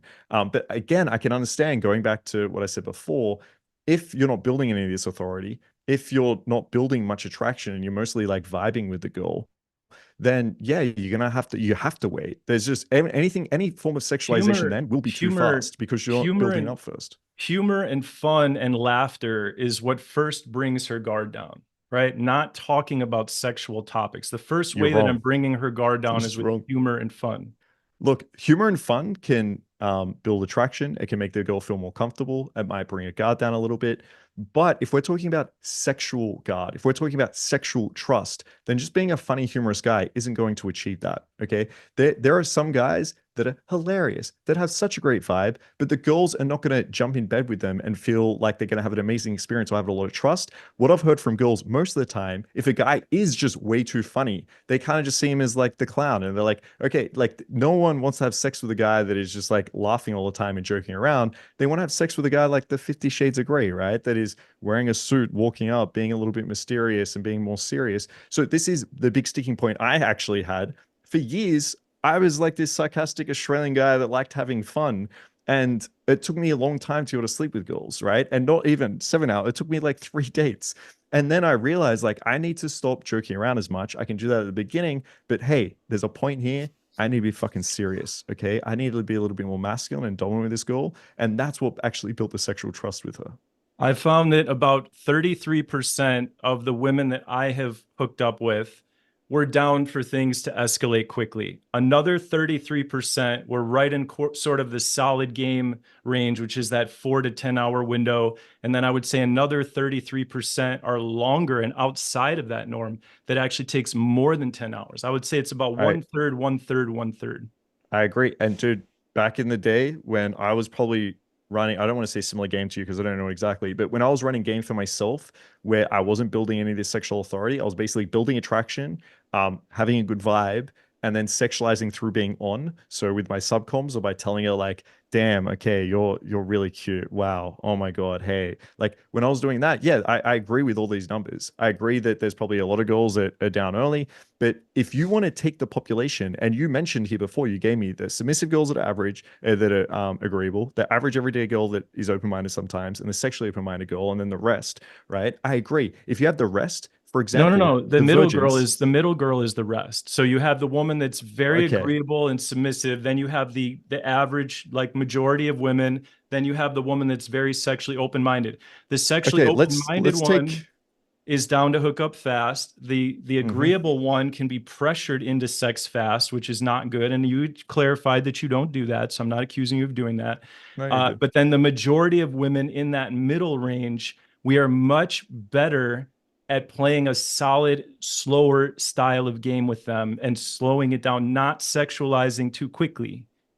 Do you feel that it's possible? Okay. Say you had a girl that's a virgin, all right? And she thinks that, like, hey, I don't want to have sex right at the moment because I'm just worried it's really, really going to hurt. Okay. I'm 20 years old.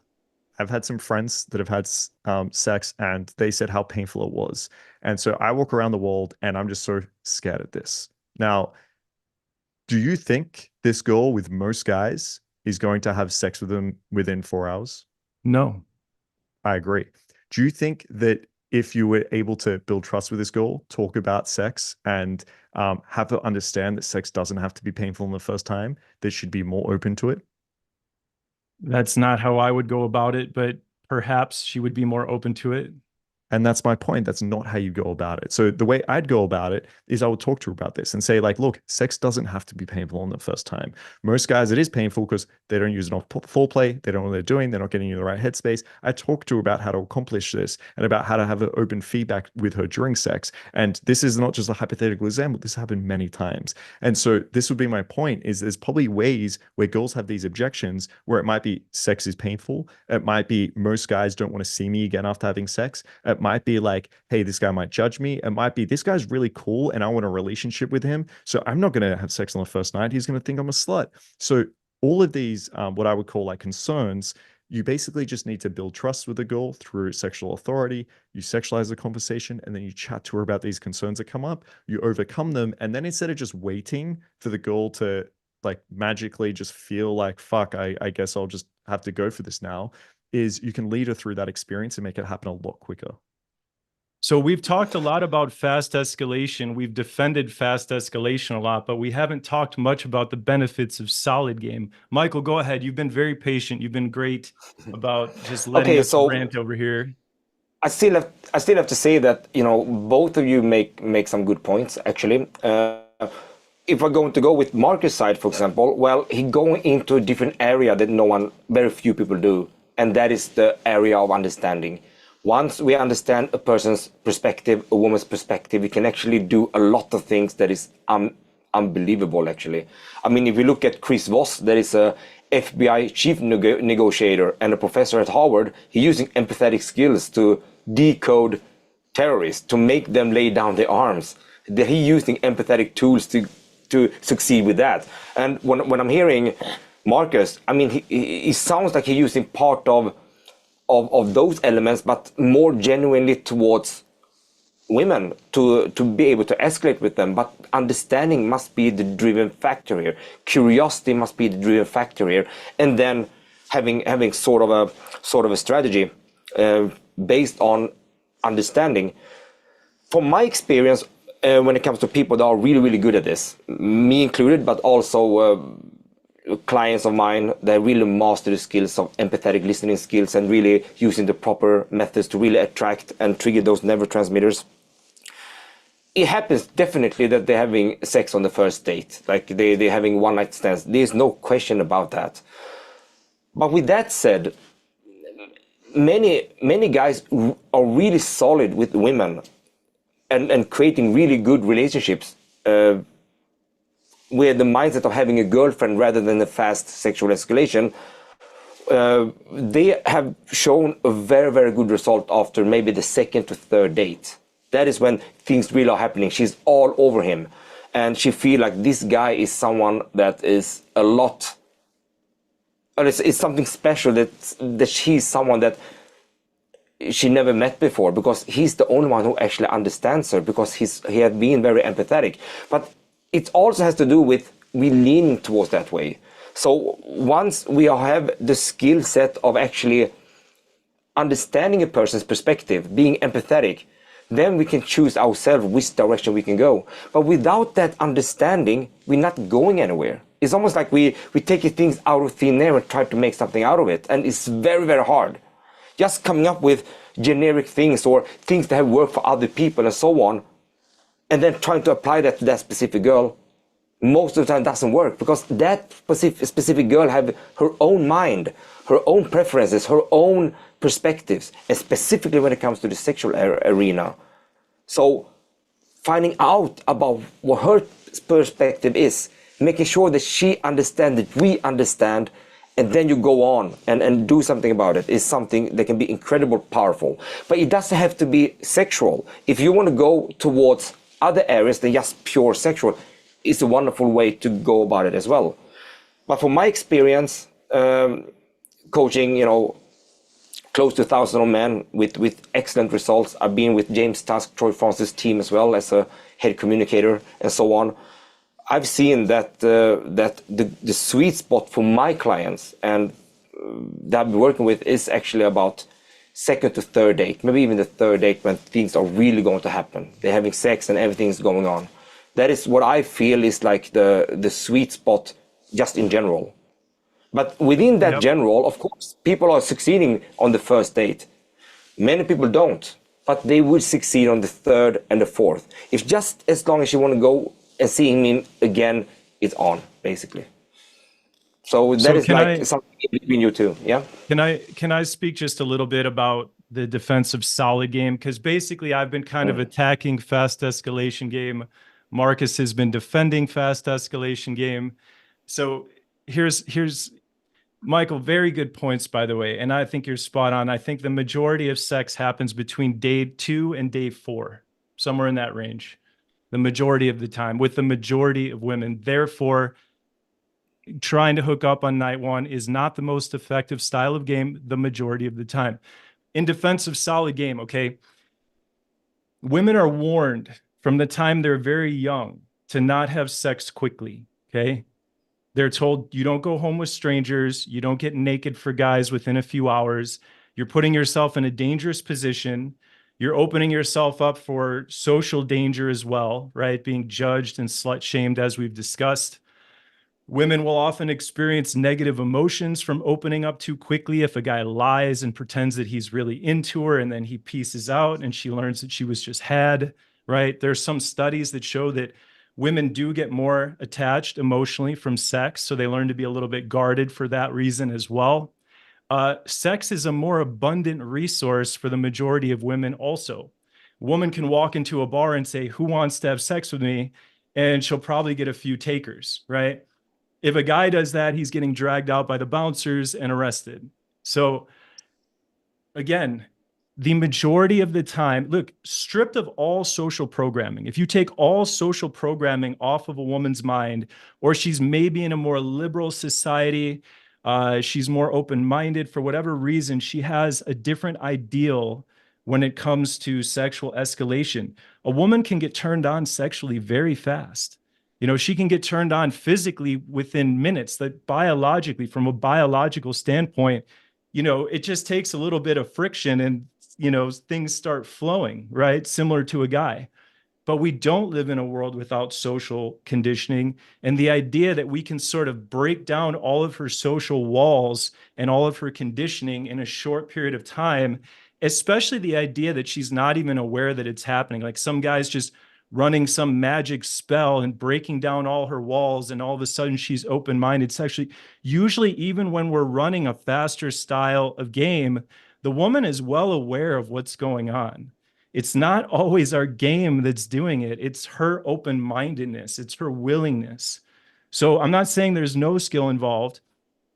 And, you know, I'm not saying that we can't enjoy these moments when they happen, but if we want to maximize our opportunities, we're much better off learning a sustainable, longer, more drawn out style of game, and then take it, you know, have fun when those opportunities come your way. If you're feeling into it, she's feeling into it, you can escalate fast, but it's not how guys should be gaming most of the time. It's also more dangerous. I'll say, I have more to say on solid game. I'll leave it at that for rebuttal, and then I'll go to my other points. Okay. So I want to add to this when it comes to Markus here. I get your point, really. I get your point. I mean, if you're going to go on with the solid game and then trying to, like, in some way taking generic things or things as being not so much interpersonally, but externally, what can I say, studied factors that is supposed to make a woman attractive. I mean, then you have to go on and rambling along with a lot of things in order for her to feel like, okay, logically, somewhat emotionally, maybe this guy is right for me. But that is not what Markus is doing. What Markus is doing is actually making her feel more understood than ever before. That's from what I understand you. It's like, oh my God, Markus touched me in the way that even my best friend don't know this. Even my best friend can't understand what I feel in a certain way sexually. Even my friend doesn't know how I get triggered. But this guy knows now, because he worked with this one calibratedly by asking, you know, different level of questions, basically. He's almost like he asking inviting questions, a question to invite the conversation, and then he going into a level, what we used to call level 2 questionnaires, where he wants to find out about a certain thing. If she said that, but I'm an independent woman. Now you know that she said independent. I'm going to continue with that. I want to find out exactly about that. And then the third part within the between, if I understand you, Markus, you actually reflect back a lot. Well, when I'm thinking about sex, for example, I like this, and that. And then roll over back to her. What are you saying now? That calls dynamic and collaborative communication principles. We're actually going to open up here. We're bowling back and forth. I ask her one question, I ask her a follow-up question, I'll relay back. So I'm telling her first by sharing that, yeah, but what actually turns me on, oh, I don't normally say this, but you know what? What really turns me on is A, B, and C. It's just what it is. But I'm curious, when we are talking about this one now, what comes to your mind? You're dead quiet, right, Marcus? You're dead quiet. Yeah, Let you her wait for express it. herself fully. And once you're dead quiet and she, express herself fully, you're just going to sit there, wait, and look at her. And that is what you actually create the tension of like, okay, now I'm going to go for it. So it's like, I will not say that solid game doesn't work or something like that. I don't mean that. But what I'm saying is that, for example, like when I listen to Ross Jeffries and I listen to you, Marcus, you both have pretty similar strategies actually. You listen to things and you try to get it into depth. On the other hand, Ross Jeffries is using the anchoring style and he's using the meta models in a different way that comes from NLP that I'm not 100% in line with. But with that said, you both are using like the depth and the perspectives of her to take things further.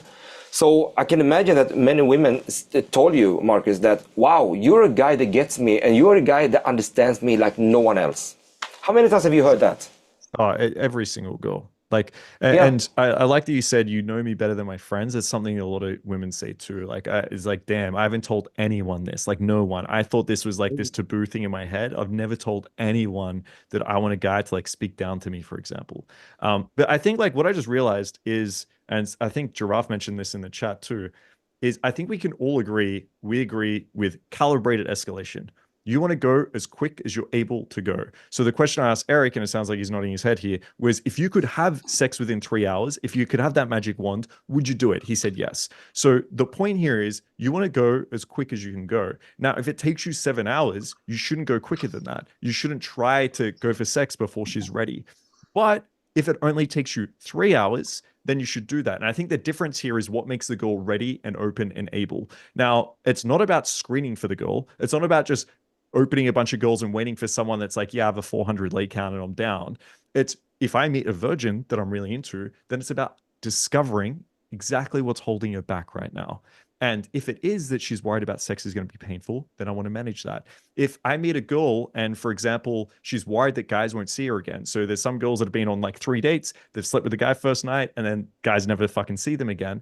If that's what's happening, then I want to reassure her like, hey, if I like you, I enjoy the sex, of course I want to see you again, right? There's a lot of things that might come up that you have to deal with. And I agree, we all agree with you want basically escalation that is calibrated. It's just the difference from my experience is when it comes to calibrating my game, I can have sex very quickly. When it comes for Erik calibrating his game, it sounds like the average is 7 hours. I think that's the difference there is the mechanism that's causing the girl to be a little bit more open, more early. So let me clarify something. I do believe if you're going for fast escalation, at least try to be calibrated about it. I think we all agree that we don't want friction.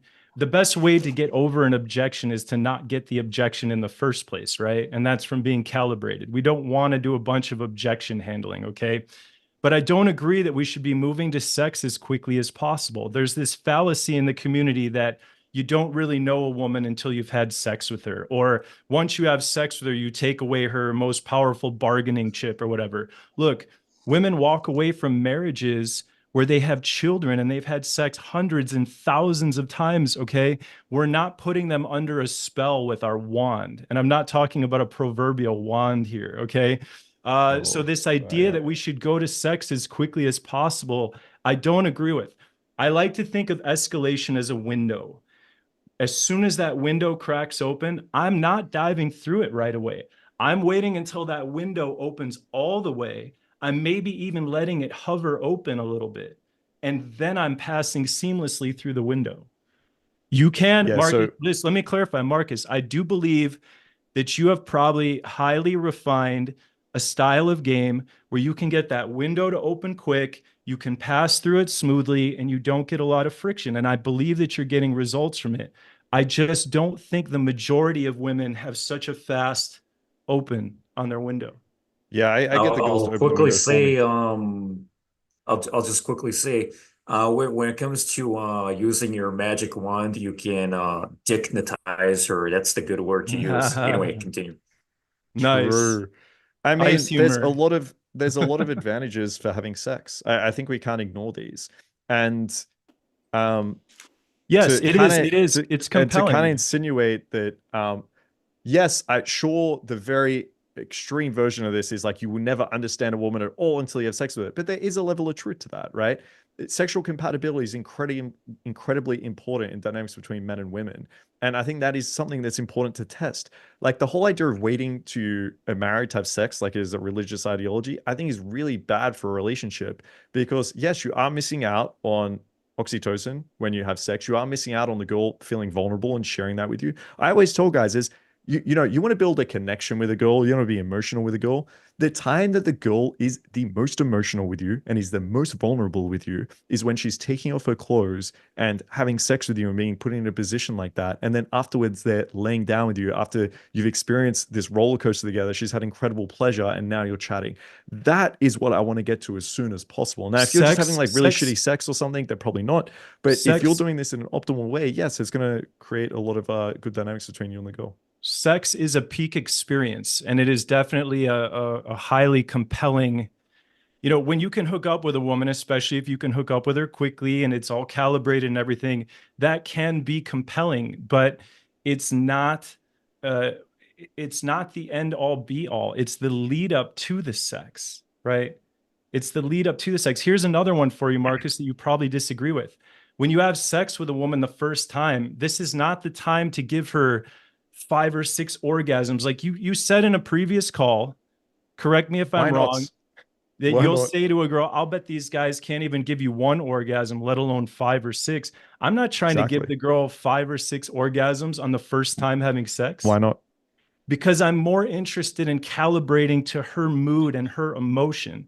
Okay. If the woman is open to really, dominant, kinky sex, or if she really wants to get down to business right on night one and she wants it to be, that style of sex, great. But I'm more interested in making it, I'm interested in the totality of the experience. So usually we get to rougher, more dominant sex, after a few rounds. The first round, I'm making it more calibrated to what she wants. Okay, but what you said calibrated to what she wants. How do you know what she wants? I mean, so first of all, I can usually just sense it based on experience, right? So I can Well, I sense disagree.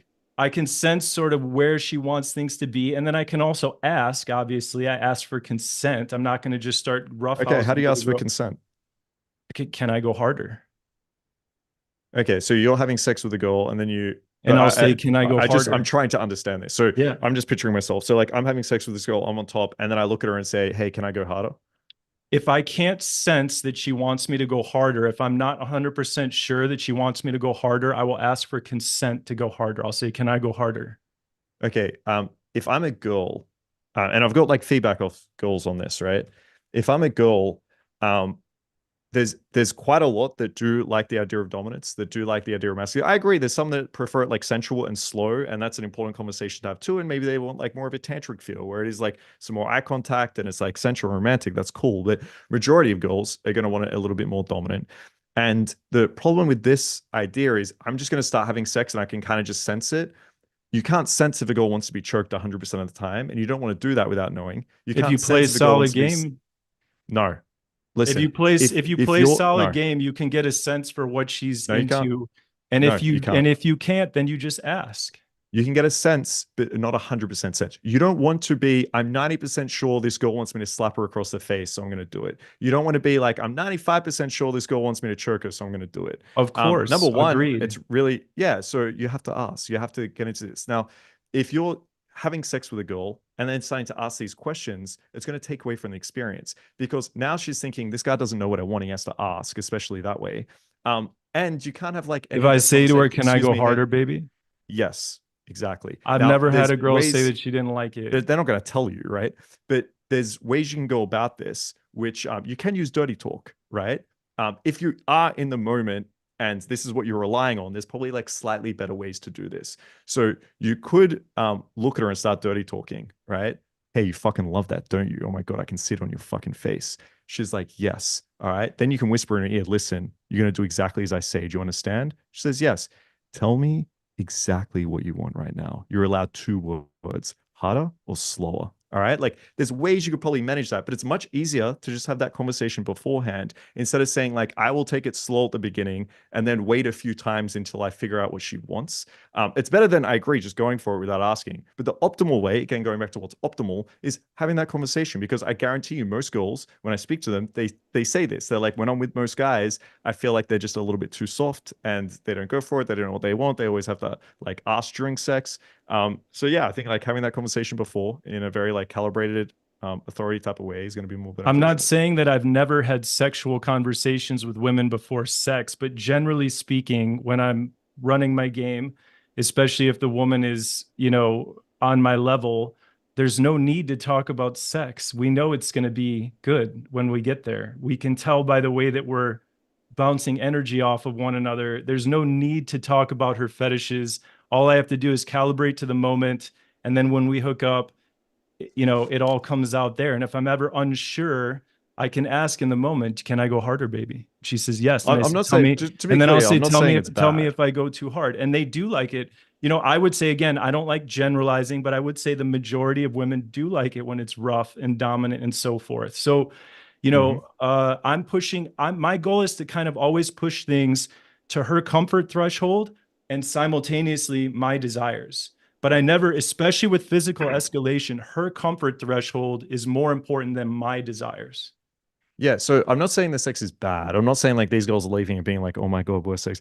But I'm saying like if you want a girl to be like, that was the greatest sex of my life, like I'm curious because I've never had this. I've never been able to like 100% accurately like pick up a fetish. Like I'm curious, like what type of like kink have you picked up from a girl without talking about it and just off vibes? Like I can say like there's some girls that seem really bratty and I'm like, oh, they probably like me talking down to them. But like with 100% accuracy, like I don't think I could ever say that. Like, I'm curious, like, what you're looking for, what you pick up on, where you can just like feel out a kink.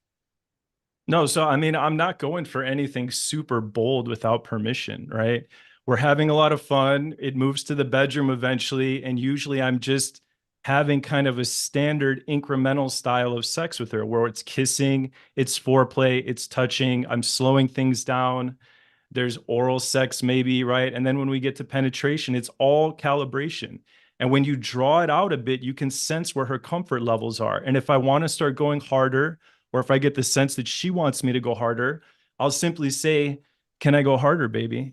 Right. And then Okay, I'll well, say, I think there's a and then difference between most of the like, time, and then most of the time she'll say yes. And then I'll say, tell me if I go too hard. Or if I want to get even kinkier than that on night one, I may ask her, you know, can I do this? Can I do this? Right.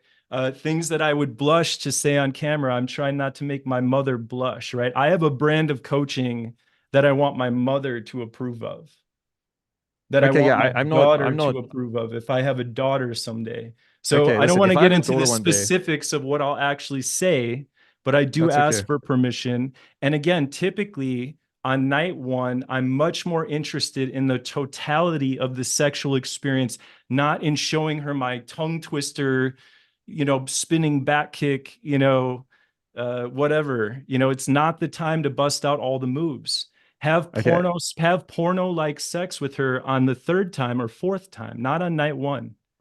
okay, it's very clear, like, and there's nothing wrong with this, okay? But it's very clear, like, it sounds like just pretty vanilla-ish standard sex, which is fine, right? If that's what you're into, and that's like you're just like, hey, this is the only thing I want to do. Straw man argument.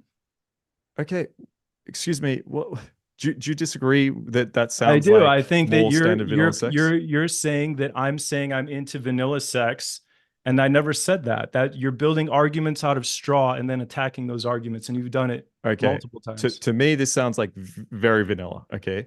The idea that you can be a little bit more harder with her, like maybe you like, I don't know, fuck her a little bit harder. To me, that's not like kinky or anything, or meeting her fantasy. Like most girls aren't just like, oh, when I'm like getting penetrated with a guy, I just wanting to like do it a little bit harder. Usually when I'm talking about like kinks and like fantasies and stuff here, it might be the girl like, to pick extreme examples, like I want to be peed on, or like, I really like feet. Or like Hey, what you would Marcus, find that's with not like most extreme. girls. Okay, well, thank you. Yeah, there you go. But what you'll find with like most girls is like, I want to be tied up, I want to be handcuffed, I want a guy that chokes me, I want to be slapped, I want to be hit, I want to be told like I'm a dirty whore. Yeah, Like it's these things, and most chicks don't want to be handcuffed on night one, man. Within that's a where you're couple wrong. hours. That's where you're Most wrong. chicks Again, this do is not, based. and pardon me for You're using totally the term. wrong. Listen, most women on night one, within a few hours of meeting a guy, are not down to be handcuffed. I'm sorry, brother. Okay, in your experience, and that's fine. But you got to remember, your experience is filtered through the lens of never asking the girl, right? You're Right. vibing with her, so you're See, never again, going to this find is a this straw out. man. This is a straw man again. I You never keep said saying straw man. You I literally never said. said that I never ask. I said I usually Okay, don't. I sorry. usually What focus on percentage having of the time? fun, What percentage of the flirting. time are you asking, Mr. Sex Strawman? What is percentage of the time are you implied. asking? What percentage of the time are you asking? So I would say this, probably No, 33. No. Let me finish. Let me say my complete answer. Okay. 33% of the time, I'm going to kind of be a little bit more overtly sexual.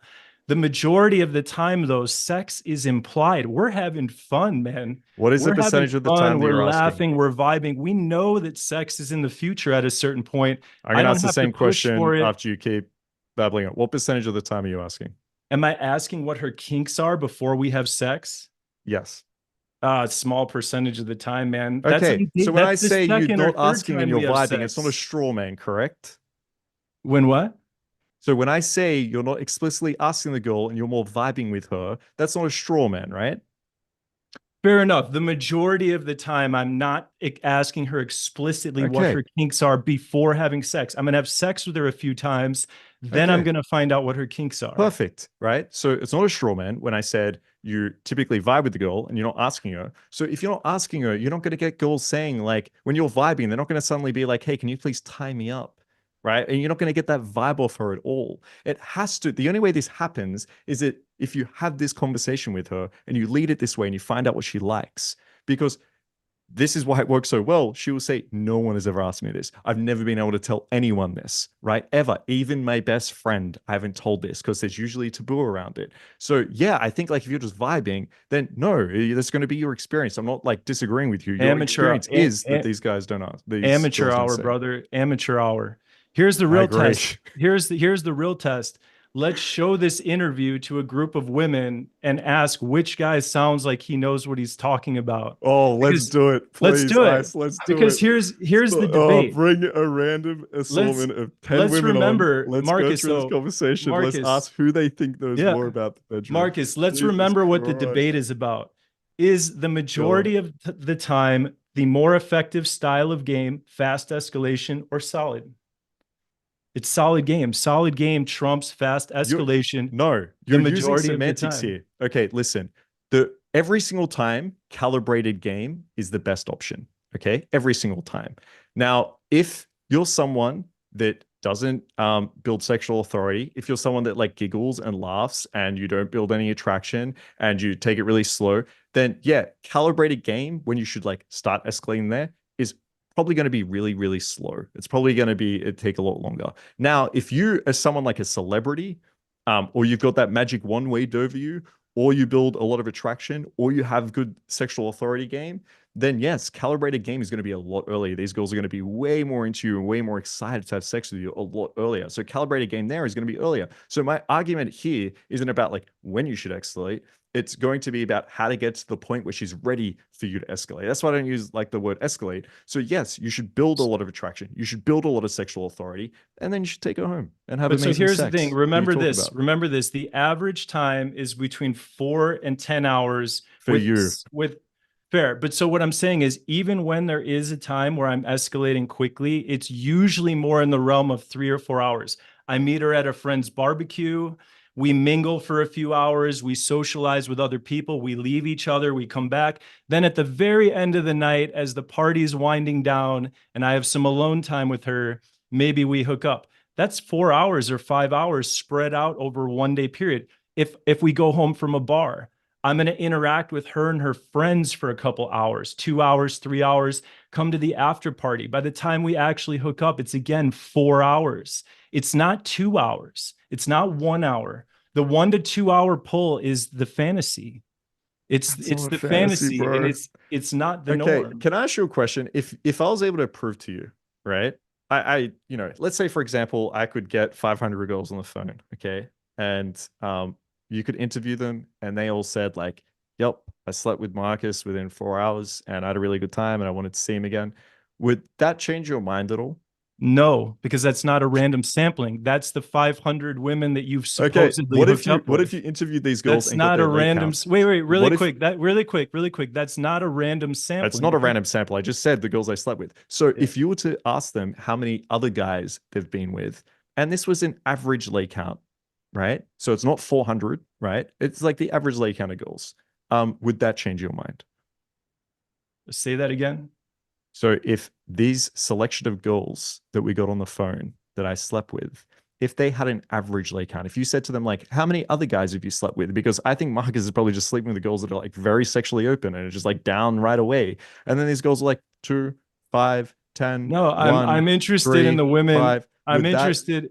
No, I'm would interested that in the change your women. mind? I'm interested in the women that have not been with me or you. I'm interested in a random sampling of women. Okay, so if we Okay. took a random sampling of women and then I went and spoke to them and the girls that I'm attracted to, I slept with on the first night within 4 hours, would that change your mind? Nope. So what would change your mind? A random sampling of women. If you go take a random sampling of women and then hook up with a certain Do number you of feel them. like Wait. Hear me out. If you take a random sampling of women and then hook up with a select number of them, why would they have unbiased opinions? You're dismissing your failures as anomalies. You're going, okay, if you that chick picked didn't sleep with me if because you of picked logistics. That girl didn't sleep with me because there's something wrong okay, with her. Eric, You're if you've you took a optimized random a selection, style of game. You have tunnel vision. if you took those random selection of girls, right? Uh-huh. And then you picked one, right? Because I don't want you picking fatties for me, okay? But if you picked one and said like, "Hey, that girl I think is attractive, go speak to her," and then I pulled her, and we did this, and on the average, I was pulling quite a lot, and I was having sex with these girls in 4 hours, would that change your mind? Let me ask you this. What percentage of women that you approach do you actually like have an option with or hook up with? Oh my god. The If answer you is going to be a approach little 10 bit. women, if you talk to 10 women, how Yeah, many of them? yeah, I understand. I understand the question. So this is going to be a little bit skewed because I like to go around the club, talk to like a bunch of girls. I usually start out with someone that's like just a random friendly group or someone that's like not attractive. So I'm building a lot of pre-selection without intent. So it's going to be a little bit skewed. If you're asking me how many girls am I in a 3-minute conversation with that I'm attracted to that I end up pulling, it's a very high percentage. It's going to be like I'd say like 75% of these girls. If I go out to pull, So then if I'm you usually go, opening like 2 girls, right? so If we're not counting like the social proof stuff. if you see a random woman walking down the street that you're attracted to, you have a 75% I'm chance of opening her and getting her. not day game. I'm talking about night game here. Day game's going to be a little bit So different because day game's going to be a little bit different because of logistics. So most of these girls that you speak to, if they're like, "Hey, I'm catching my bus to work," then no, I'm not sitting here being like, "Hey, check out my game," and then like I'm pulling this girl. That's not happening, right? But if the girl's free and available during the day, and then it's going to be like fucking 80%, 90%. So in a day game scenario too, if she's free and available, you're going to get 80%. And in night game, you can see a woman that you're attracted to, and 75% of them you're getting. Yeah. I don't know anybody, natural or synthetic. I don't know any coaches. I don't know anybody that can verify these that have similar statistics. Nobody. So Alex Lindbergh does. So Yeah, look, what we can do at a Game Global, we release a poll every Sunday. So there will be an opportunity maybe to put forward a poll that thousands of guys in the community can answer in terms of like how many hours it takes, for example. Another thing I will say, I feel like there will be some bias in terms of the 7-hour rule specifically or fast escalation when in a social circle game context, it may be the fact that it will be slower, that the amount of time will be longer because it's a social circle environment. With message game, on the other hand, if you're matching with women on Tinder, then you know, well, we can get dates from that pretty easily. It's a different kind of context to day game or night game where you may be with her for a set number of time, but where message game is concerned, those message gamers who prioritize getting her over to your place straight away, that will bring the time frame down. Whereas there aren't particularly many guys who would use message game to go on a really, really long 10-hour date, for example. It does happen. Like, for example, I went on, like, here's an example where it took more than a few hours through Tinder. That is to get laid. That is because we met up to book this was a strange example, but our date idea was to go to another country for our date. So it took hours to travel. And that is why I'm the moderator. I shouldn't be biased or anything, but I'll leave it there. Do you think that there can be a kind of bias in terms of which game you play, in terms of where the 7-hour rule may be weaker or stronger, just like I mentioned with social circle? I honestly don't think I don't think that I have a biased opinion on this, because I've experimented with the full spectrum of game. I've done fast escalation game, I've done solid game, I've done synthetic game, natural game, I've done value-based game versus what I call ideal mate game. I've experienced the plethora of the different styles of game out there. So I don't think that I'm biased in my opinion. I've found that it is the most effective style of game most of the time. Let me ask Markus, can I ask you another question? Do you think that for newbies, should newbies be going after fast escalation, or should they be slowing things down? Yeah, I'd encourage you to try and move away from the terms like fast escalation, slow escalation, solid game. And I'd try to stick to the words of like calibrated escalation. And the level beyond that is I'd remove the idea of escalation. I think the idea of escalation puts into students' minds that it's like, okay, I'm going to wait till this interaction goes well, and then I'm going to test by trying to get something from the girl. I'm going to test by trying to like put something on the girl. I'm going to try like make out with her or touch her or invite her somewhere. I just rather think about it as, okay, build a lot of attraction with this girl, move towards a sexualized tension place where the girl can start talking about herself and explaining about herself, where you can show authority. And then when that happens, you obviously make logistical moves. You start to see the pool, you get closer to your place, you go for the pool. That is what I teach guys to do. So yes, as a beginner, that process in terms of time is probably going to take them a little bit longer, of course. And as they get better, I'd encourage them and I'd give them the power to know your actions make a difference, okay? Your actions can change what these girls feel about you and what they feel about society. So yes, you mentioned before, like some girls are going to be a little bit more closed-minded. You can change that, right? You can encourage her to be more open-minded. You can show her it's a good thing. Innately, women want to be. Innately, women want to be able to explore these sexual fantasies. And that's why we see that's the shift that society is going more and more. So yes, I would encourage the guys to be sexually calibrated in terms of escalation. And over time, that's going to be quicker and quicker, quicker.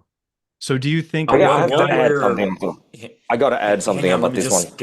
Get this first. While we're on that kind of topic, where does comfort come into this? Because I know Markus mentioned he doesn't really think about comfort, or you don't think of it in those terms.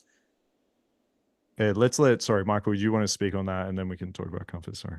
Yeah, okay, so it's basically a matter of communication, actually. Can you actually talk with women? Can you talk with women, really? And what you're emphasizing here, Markus, what I can hear is like, it's not about following some kind of a structure where you're going to talk about a certain topic that time, and then you're going to move on to the next topic. It's more about a genuine conversation you're having with women. Most guys can't have a genuine conversation with women.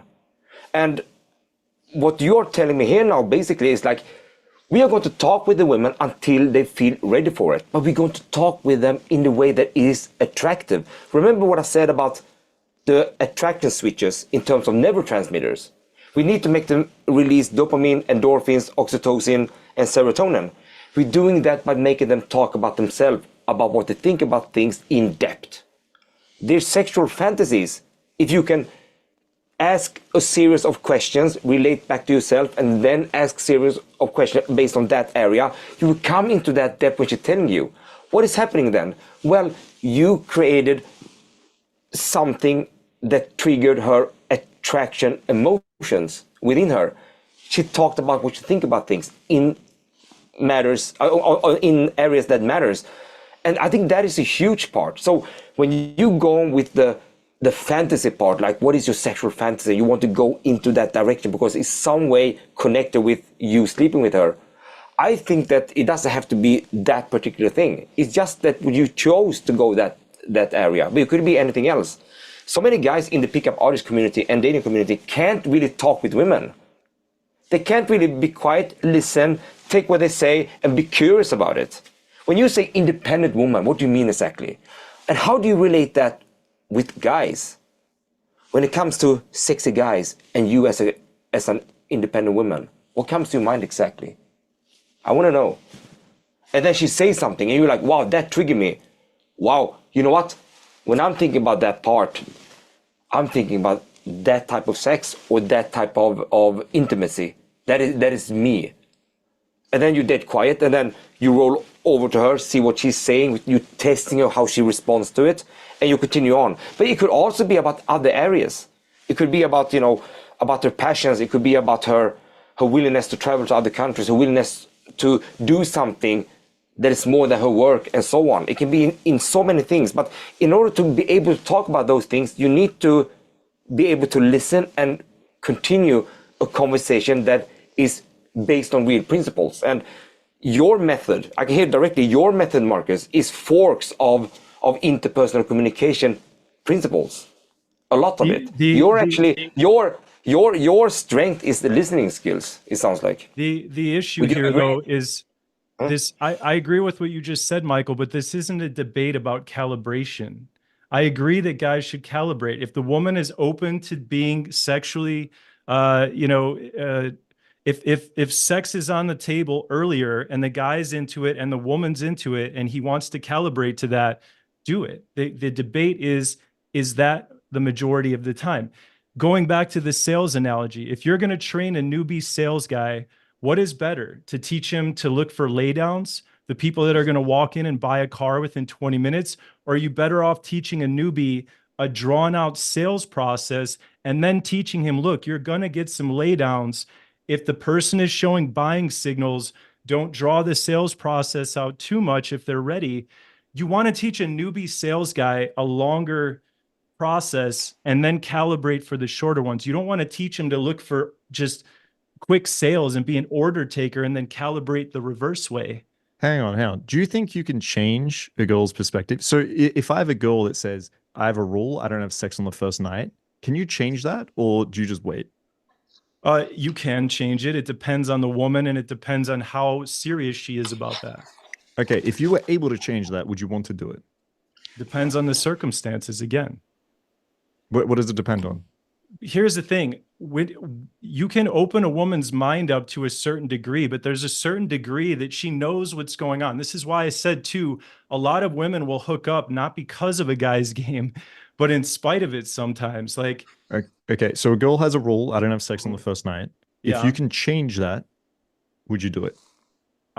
If I really want to, if I think I'm not going to violate some sort of comfort of hers, if I think she's not going to get buyer's remorse, and if I'm really in the mood, then sure, maybe I'll try to change that frame and if you're a car salesman, see how strong that frame is. If you're a car salesman and someone comes in and says like, hey, look, to be honest, I don't think I'm looking to buy a car like right now. I just kind of want to see what is available. Yeah. If you were like, how would you treat that? If you were able it depends. to it depends. help this guy. If they're just giving me some token resistance, but they actually are opening to buying a car, I may do some quote unquote objection handling. But if they're very serious about not wanting to buy a car that day and I push too hard for the sale, they're not coming back. Yeah. So I think what makes a really good salesman is to be able to identify what the objections are and to be able to This isn't a calibration debate. This isn't a calibration debate. 100% is, because basically what we're asking is, with the right calibration, should you be having fast escalation or slow escalation? With the right amount of attraction, with the right amount of attraction and sexualization, you should be doing it early. That's and not there's the no reason to debate. be waiting here. So it's not, the debate isn't if we poll 1,000 women how many of them would just say tonight they want to have sex with a guy within 4 hours? That's not the question. The question is it possible to take a girl and get her to a position which is attracted and turn on and wanting to have sex early? And if that is the case, should you be doing it? And that wasn't the debate. That was not the debate. What is the debate prompt? Listen, what is if the the debate woman prompt? if the woman is open to having sex, or if she has some objection that can be overcome, and we are open to having sex and we're calibrated, have sex. Have sex in 2 hours. Have sex But the in problem is 45 you minutes. can't do that. The problem question you're is, not able to take a girl that isn't ready and make her ready. Your only solution is to wait. I'm not able to take a woman that's not ready and change her mind. Correct. I've been in the game for 19 years. I've been coaching for 15 years. I've been training with Mystery and working with him for 8 years. I'm 19 years in the game. You don't think I know how to change a girl's mind? Okay, so if you can, why don't Sexualized? you do it and then have sex with her early? Because I have done it, and it's not the norm. It's not the norm. The But you majority keep saying of it's the not the time, norm. I'm trying to tell you yes. it is. I'm trying to No, say it let is me because you are just able hear me to. out. Hear If me you're out. able Give to me- change it, how let is me it not the norm? let me do a quick rant. Let me do a quick rant. All Okay. right, hit me. You go into a night game scenario. The majority of women are in groups. They're with friends. They're often with mixed sets, men and women.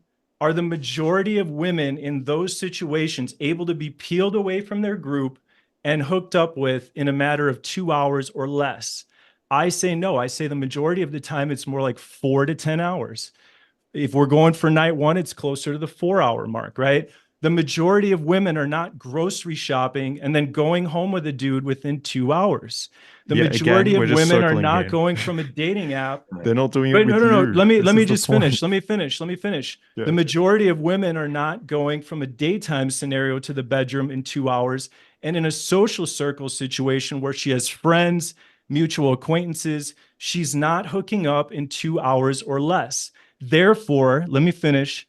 Therefore, the majority of the time, fast escalation game is not as good as playing solid game, opening the group, going indirect, testing for comfort, letting her sample your song before she decides if she wants to buy the whole album.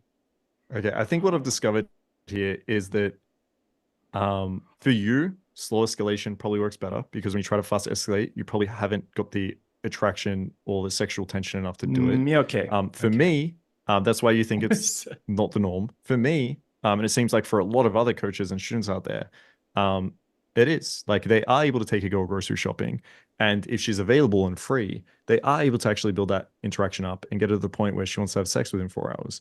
4 hours? I think, so like, you part agree of with the- me? So you agree with me? 4 hours? I said It's within more like 4 4 hours. You hours? said your Oh, so beginning you're of the saying threshold less was than 4 hours. 4 hours. Yes.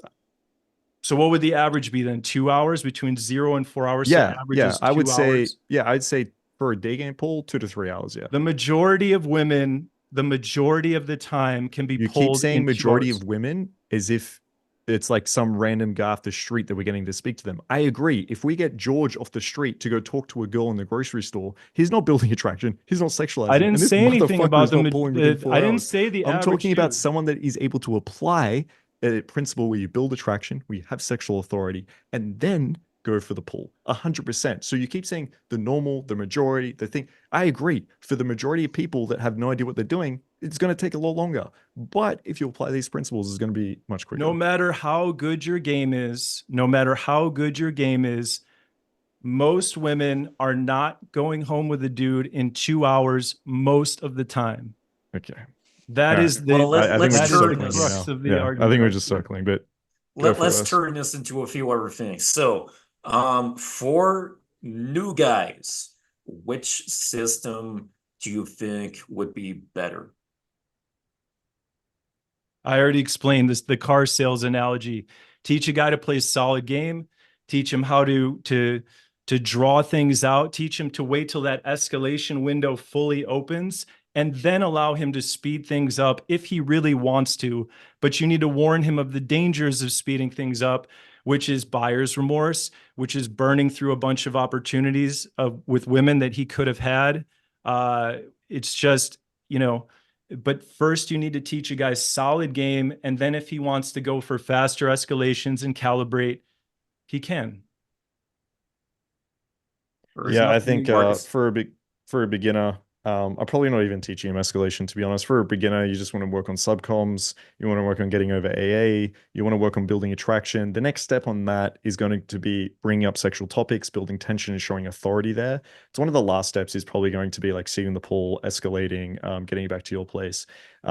So yeah, for a beginner, I'm probably going to focus on the fundamentals that then allow you to pull quickly. But those fundamentals are probably more important. Alrighty. Yeah, So while we're on this, oh yeah, go ahead, Michael. yeah, no, also something that I'm completely convinced of is to actually learn how to talk with women, how to have a interaction with women. Most guys don't even have that. So trying to escalate with women, trying to be cool, funny, and playful with women without being able to have a good, interesting conversation with them is like lacking a massive foundation.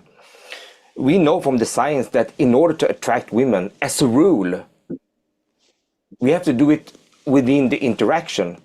And if we don't have the right conversational skills down that is based on the scientific research and scientific principles, it's very, very hard to actually attract women as a rule. There are always exceptions of the rules. And I mean, I think about 7% of the women do have some kind of a sexual mental disorder. If you want to go with that, yeah, you don't need a game. You can just say, "Oh, you look hot. Come on with me," and they probably have a pretty good success rate. But if you want to go with the majority of women as a rule, you have to learn how to communicate with them.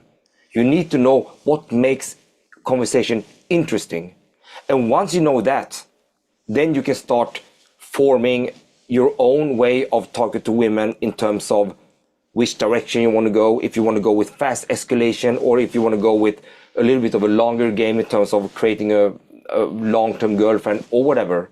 But the basis is to learn conversational skills that is actually based on real things. There's no question about that, I think. Alrighty. So I'm just gonna quick fire a question or two, quick answers. Where does cold feet come into this? So by the way, this is just new acceptable term in place of last minute resistance. The best way to overcome last minute resistance is to not get it in the first place. And that's from playing solid game and making sure that she's really ready for sex to take place. Yeah, so I think with the method that Erik is talking about, you're probably going to face more last minute resistance. This is why I know Mystery Method had a lot of freeze outs or move forward and move back or all this other random stuff. I don't know. But yeah, like typically, if you're just like not very upfront with the goal you want, you're disqualifying a little bit, you're just vibing it out, you get it back to your place, you're like going for the make out here. Yeah, there's potential like concerns and objections you haven't really faced, right? So as I said, like it might be something as simple as like I haven't shaved, or I'm on my period, or it could be something more emotional, like I don't want to seem like a slut. But yeah, these are going to come out. And so the way you avoid that is have that conversation early. The more you can actually have these sexualized conversations and see the pull early, it's going to come out because she knows why she's coming back now. It's not a disqualification of like, let's make my pet rock or some shit. It's the girl knows why she's coming back. So at the club, she can bring up it's not last minute resistance. It's at the club resistance, we can call it. And then she can tell you like, hey, listen, yeah, I feel uncomfortable about XYZ, or this is my concern. And then you work on it together. So if it is something like random, like I haven't shaved, it's like, cool, I got a razor on my place. If it's something random, like as I said before, like I'm worried if we have sex, you'll never see me again. You might want to reassure her of that. And then by the time you do get back, you have full consent. I hate the word consent, but you can make it sexy, right? You have full understanding of what the girl wants, what her concerns are, they're being dealt with. And so you're actually, this is taken from like BDSM principles, you're removing any form of remorse, right? Any form of last minute resistance. So yeah, that would be the way you go about it. Sounds like a one-note song. Sounds like a one-note song, Marcus. I'm sorry. No, but most of the time when people are not ready to having sex is because there is no real connection being created.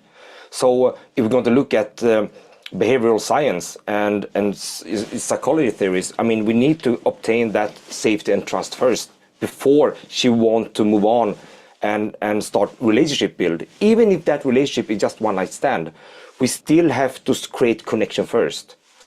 Because without the connection part, the relationship advancement is not really ready to be happening. So being understanding her perspectives and what she really wants in various of things, including the sexual part, is very, very important to actually start building relationship, even if it is a short one.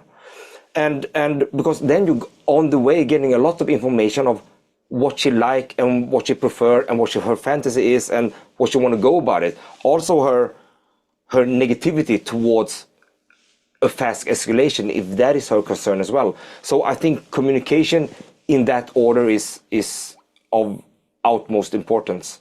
It's all about creating connections through interactions first, relationship build during the way, and then make something happen. If she gets cold feet, you will know about it.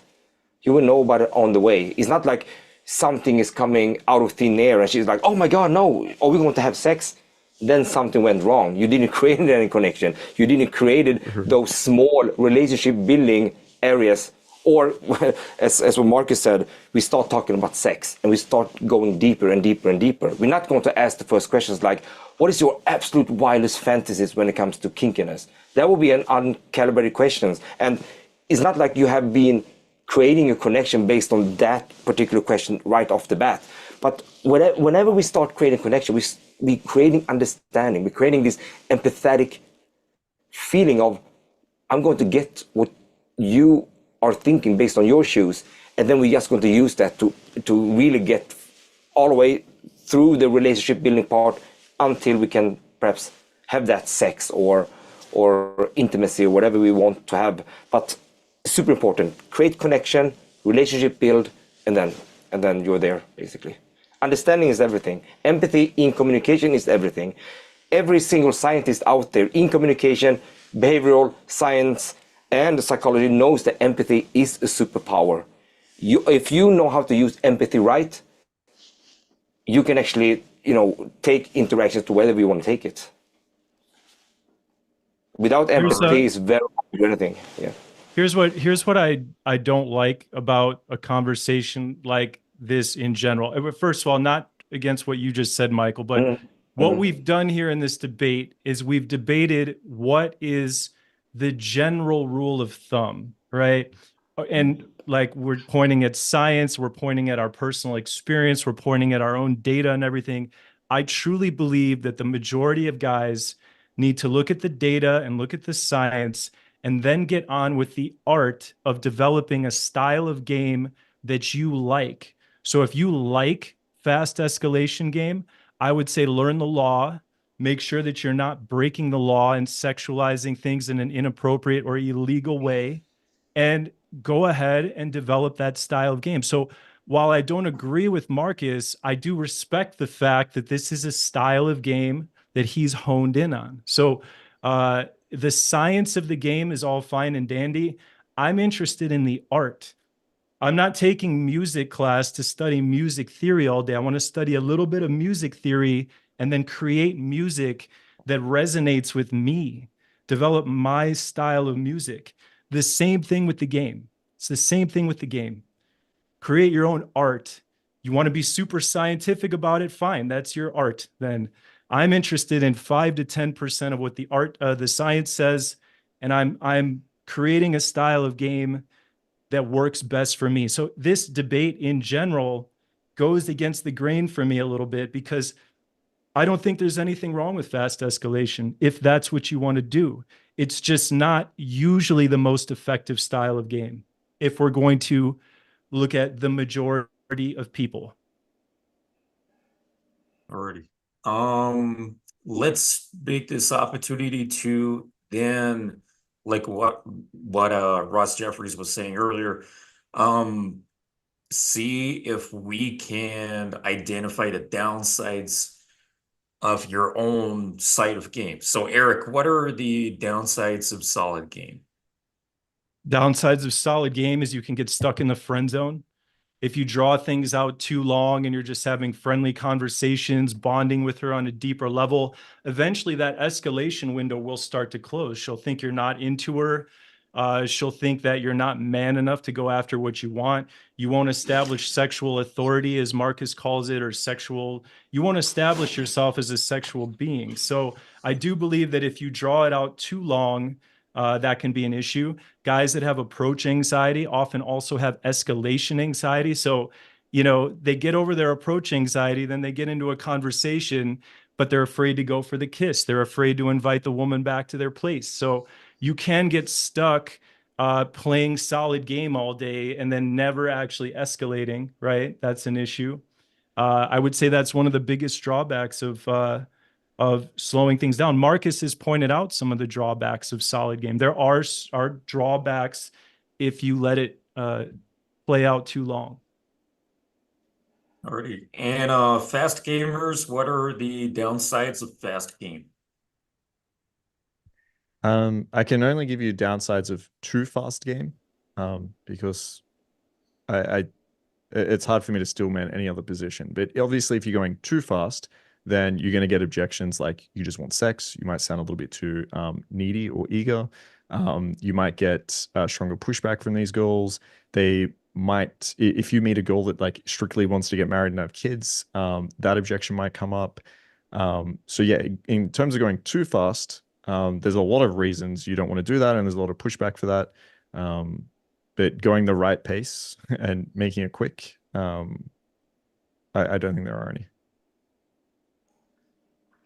Well, if I'm going to go with a fast game escalation, and the downside with it is that if we're going to apply right skills in order to really get her going, we're going to trigger those attraction neurotransmitters very, very fast, and we're going to make her feel really good being with you. We're going to make her feel really, really attracted being with you, and she feel like she's being with someone that she couldn't imagine being with.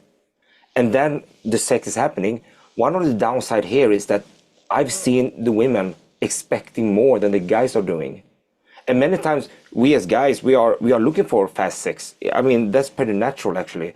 But we do many times, I've seen, might not go hand in hand of what she wants afterwards. You see? So when we look at how men works in general, and I think that this is the knowledge that we all know, is that after we had sex with women, our interest goes down quite significantly. But that doesn't happen with the women we are having sex with. So I would see that as like the downside of the game itself. I don't know if you have the same experience about that fast escalation game in that sense. Like the women really want to, maybe even want to marry you right off the bat, almost after that sex. And you're like, oh, I wasn't that serious actually. You get my point? Yeah, I mean, of course, like you're gonna have good problems. I think after having sex, if you have good sexual experience, they're gonna be like really keen. It is about like setting the right frame. You're right. Like you have to kind of let them know what you're after, which should be like casual at first. So yeah, good problems to have though, I'd say.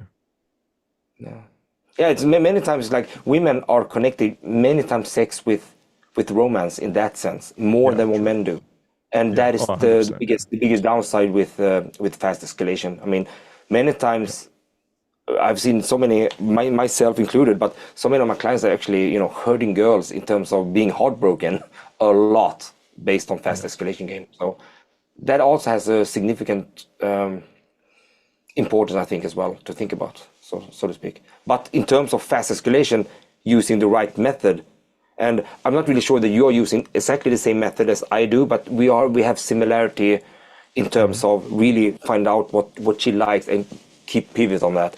And yeah, that's basically what I can see when it comes to the downside. I think if we're going to look at the solid game and the fast escalation game, then my game is much more towards the fast escalation game. But it's not because of the fast escalation itself. It's because about the really asking the woman what they like and what they want, and then we're going to tailor the whole conversation, making that conversation about them mostly. So yeah, that's it. Anywhere else you guys want to go with this before wrapping up? I don't know how much time you guys have. I'll say this real quick. So I said some of the downsides of playing solid game. Let me say some of the upsides of fast escalation. So as Markus has pointed out, I think that women are much more sexual than some men may think. And if they don't ever attempt to escalate things somewhat quickly, they may not discover that there are quite a few women out there that are open to things escalating quickly. Again, assuming that it's calibrated and so forth. So that's a huge upside of fast escalation, right? If you want to develop your game to the fullest ability, then you're going to want to be multidimensional. You're going to want to be able to go fast if the opportunity presents itself. You're going to want to be able to slow things down if the opportunity presents itself, right? And I do think that fast escalation is an advanced skill. I kind of called it an intermediate/advanced skill. That was just me being a little bit, sarcastic. I do believe it's an advanced skill. I believe that most guys cannot go out with any kind of proficiency and compel women to hook up regularly and quickly. So it is an advanced skill. There are definitely a bunch of positives to fast escalation. So I wanted to just throw that out there. And I want to say one more thing too. Markus, I've never met you before. I was planning on coming into this debate and being very cordial. But in the back of my mind, I said, if somebody starts kind of escalating the debate on me, I'm going to fight fire with fire. I personally think you started subtly escalating on me, and then I came back a little stronger. I don't know you, but I do respect you for jumping on here and speaking your truth.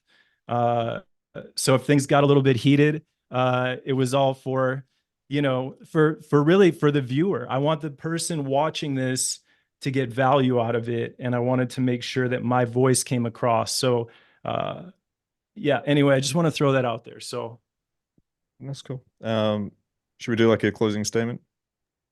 Yeah. Any closing statements you guys want to make?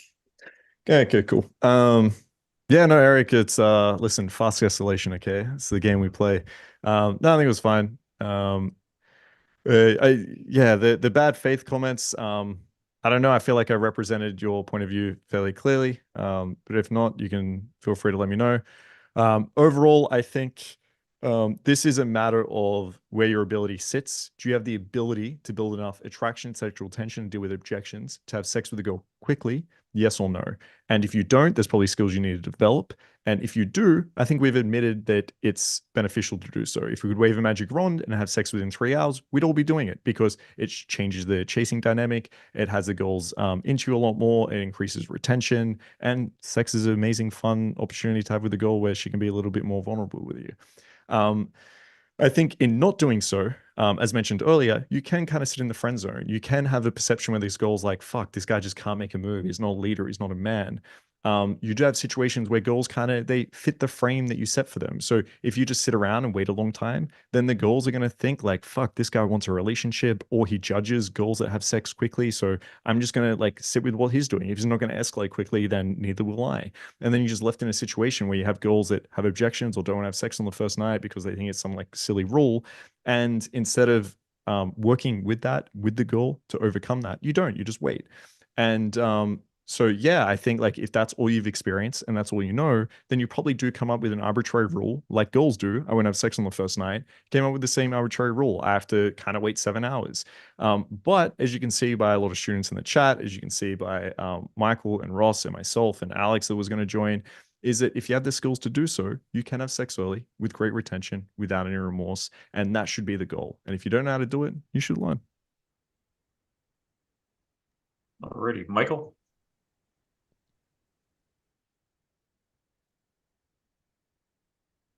You're muted. Oh yeah, my microphone is on. Okay, so my take on this debate was actually to see two sides of it. The solid game versus the fast escalation. I do believe that when it comes to attraction, we have to, trigger women's attractional elements in her brain in order to make her feel attraction, to make her to be in that state. Whatever that takes it, whether it is a fast escalation sexually, if that is what you want, go ahead and do it. If it shows that she's feel a lot of attraction in that moment with you, but she's not ready to be very sexual fast, then you slow it down. I think that both sides, solid game versus fast escalation game, made good points in this. I think that it depends on the women. I cannot say that there is, one rule for all. I don't think there is any direct data of how that is for the general public. Then would know skill game that it would take 2 hours or 7 hours or even 10 hours to actually escalate maximally. I do also believe that when it comes to women, they're also very different in terms of their sexual status in the society. Women with a lot of male attention works differently than women that don't have so much male attention. That is also a factor. So pure scientifically, it's very hard to come with the right number here. It's just a qualified guess we're doing. But all in all, I think that if you want to really, really be good at fast escalation game and game in general, you really have to learn the fundamental areas of what creates attraction in females' brains. So that's all I wanted to say. Alrighty, Erik. Yeah, so I'm going to sound like a little bit of a broken record here, but I want guys to really let this sink in. Regardless of skill level, most women are not open to fast escalation most of the time. Therefore, most of the time, we should not be going in and trying to sexualize fast if we want to have the greatest number of options. If we want to disregard that, we can go ahead and refine our approach and take a faster approach. But most women just aren't open to hooking up fast most of the time, regardless of the guy's skill. When she does hook up quickly, I don't judge her, but I just think it has less to do with the guy's skill, more to do with her will.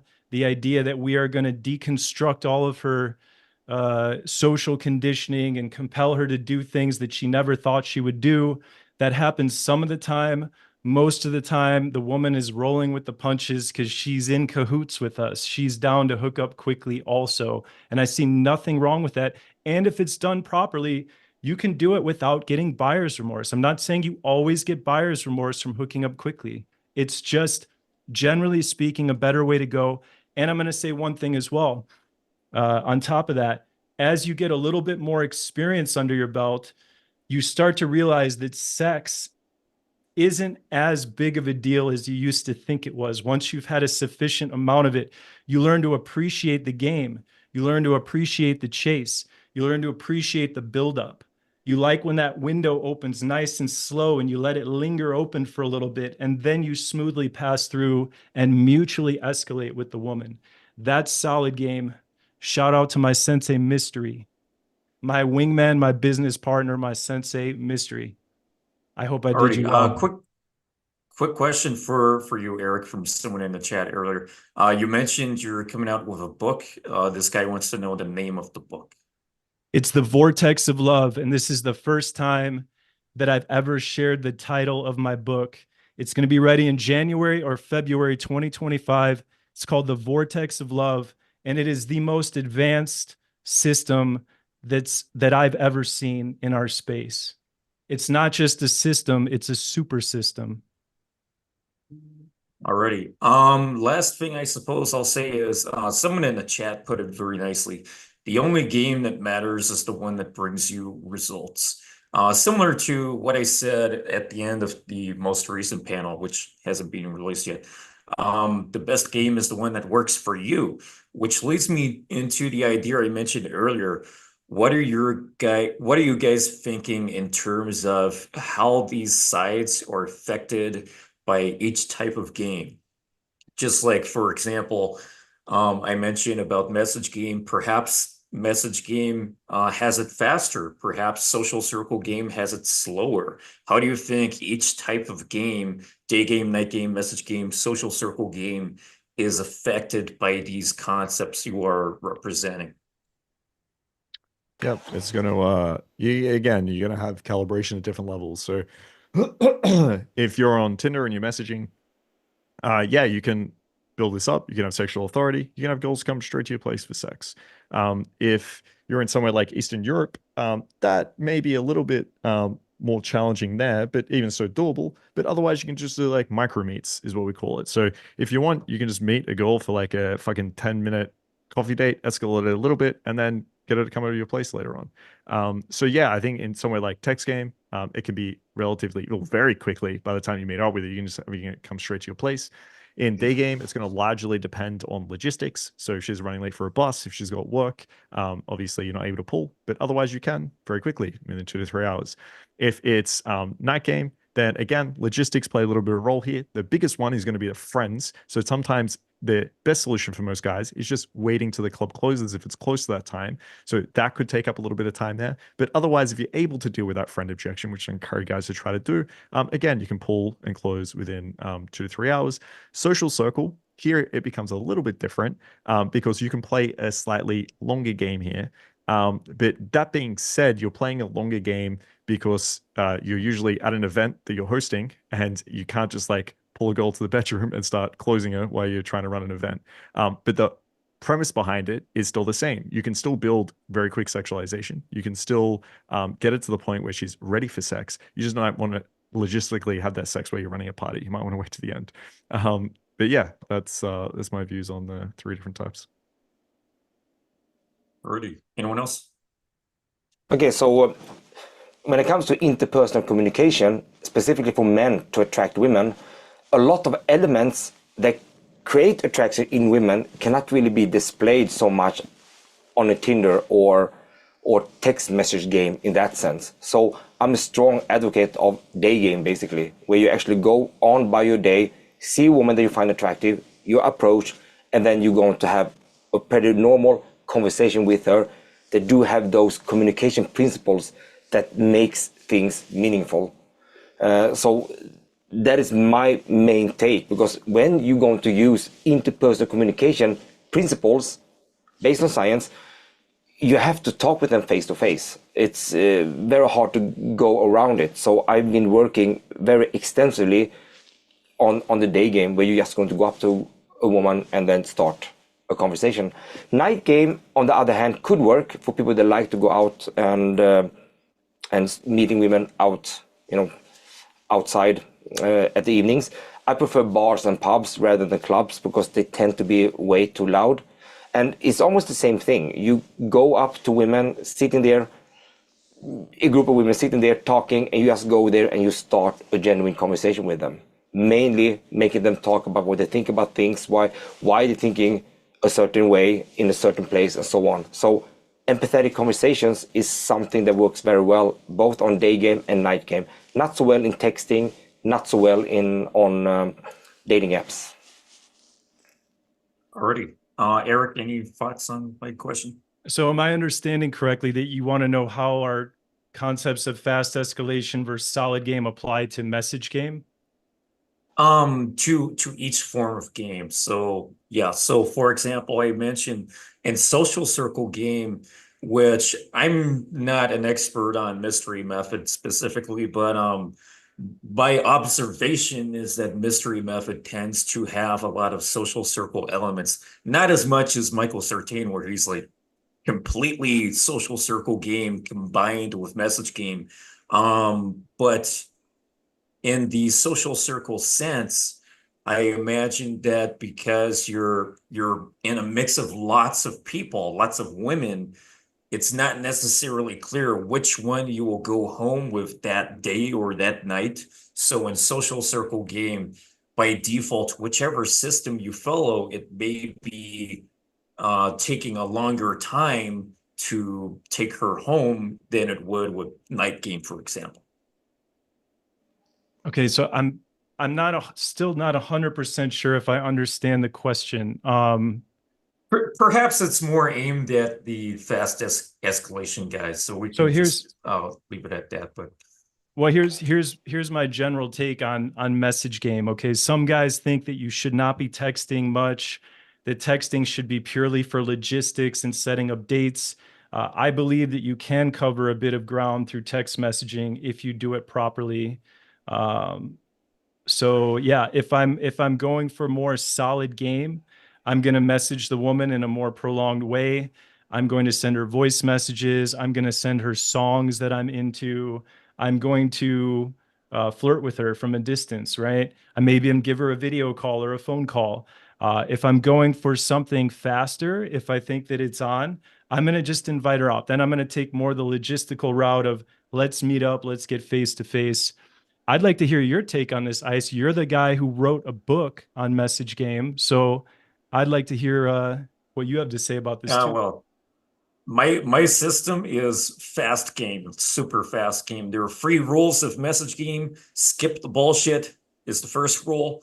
Lead is the second rule, and the third rule is meet. So it's very fast. I've got phone numbers and 2 messages, and I don't always go for taking her home straight away, but I just focus on what would be fun. So what was interesting about what Markus mentioned earlier about essentially data extraction, one of the more known lines from the book is the 3 things line, where I say, what are 3 things you would love to do for a first date, no matter how crazy?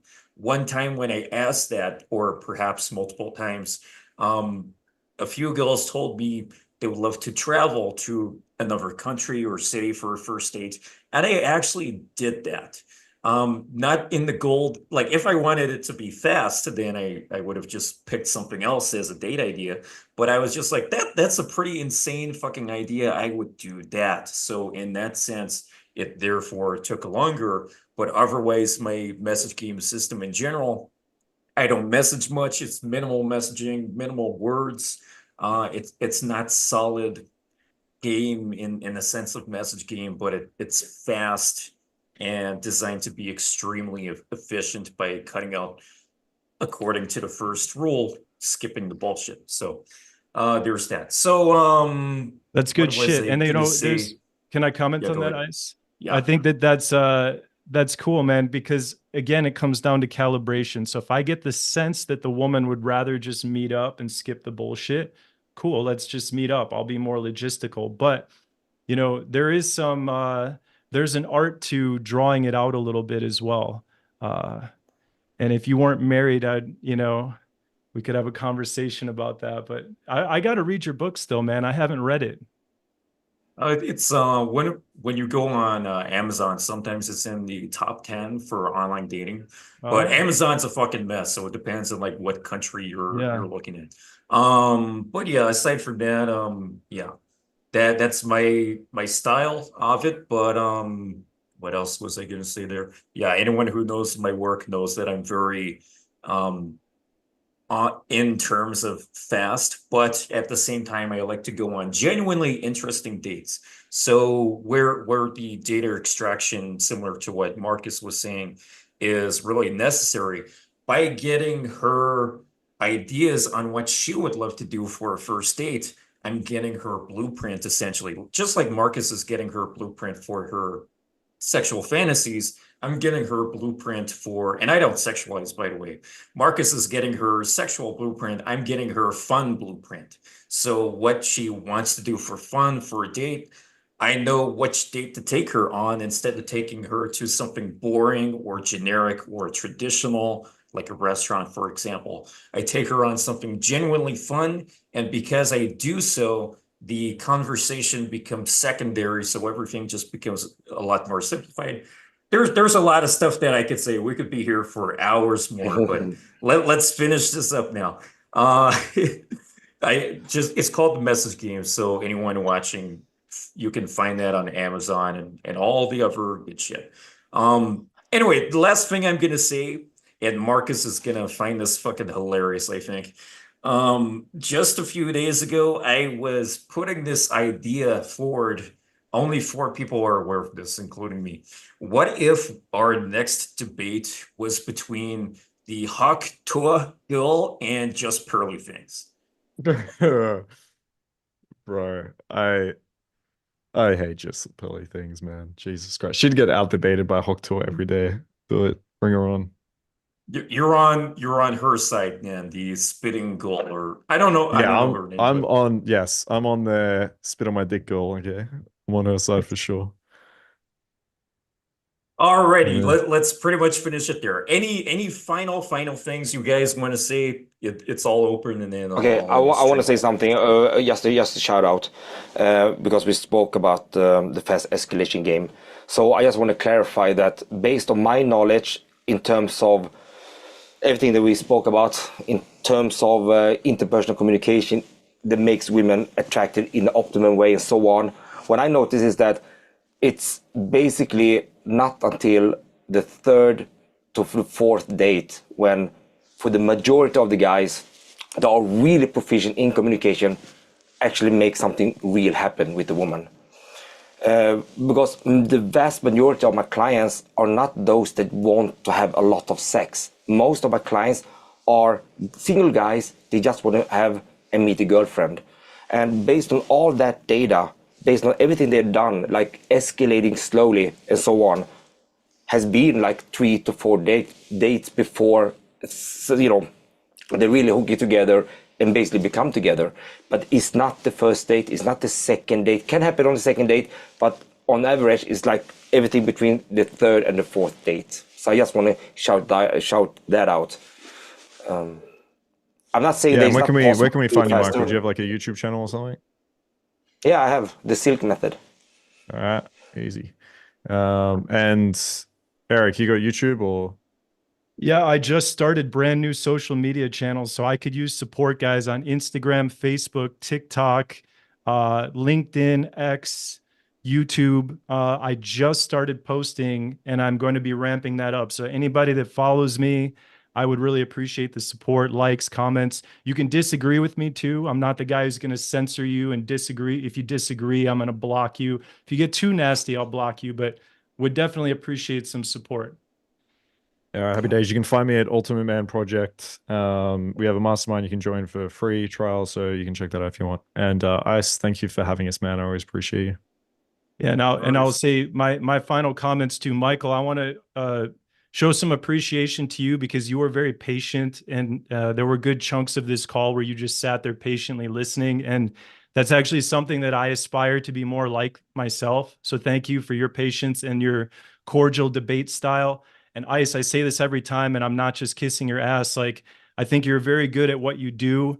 You probably could have cut me off multiple times. You could have cut Markus off multiple times, but you just kind of let us debate, and you've moderated with little moderation, which is, I think, an art. So appreciate it. And Markus, again, brother, I know we got heated. I said some things. You said some things maybe that were, you know, a little bit intense, but I respect you for jumping on here and speaking your truth, brother. So, yeah.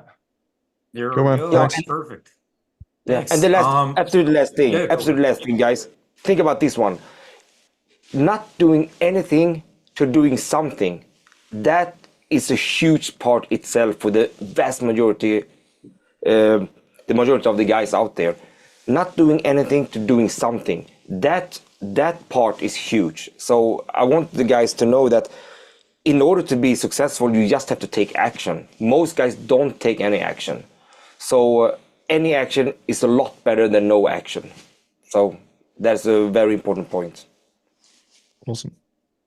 Yeah. And like I said before, the best game is the game that works for you. Everyone's got different jobs, different lifestyles. Message game, night game, social circle game. Those were the games for me. Some people are day games, the most popular one, but is it day gaming at the park you want to do, or is it at the grocery store? Or, you know, some people are too busy for night game. Some people don't like nightclubs. But either way, it's been great. You can find me Game Global right here, motherfuckers. So ending the stream right now. Thanks for joining with us. Thank you, man. Thanks. Right, that looks like it's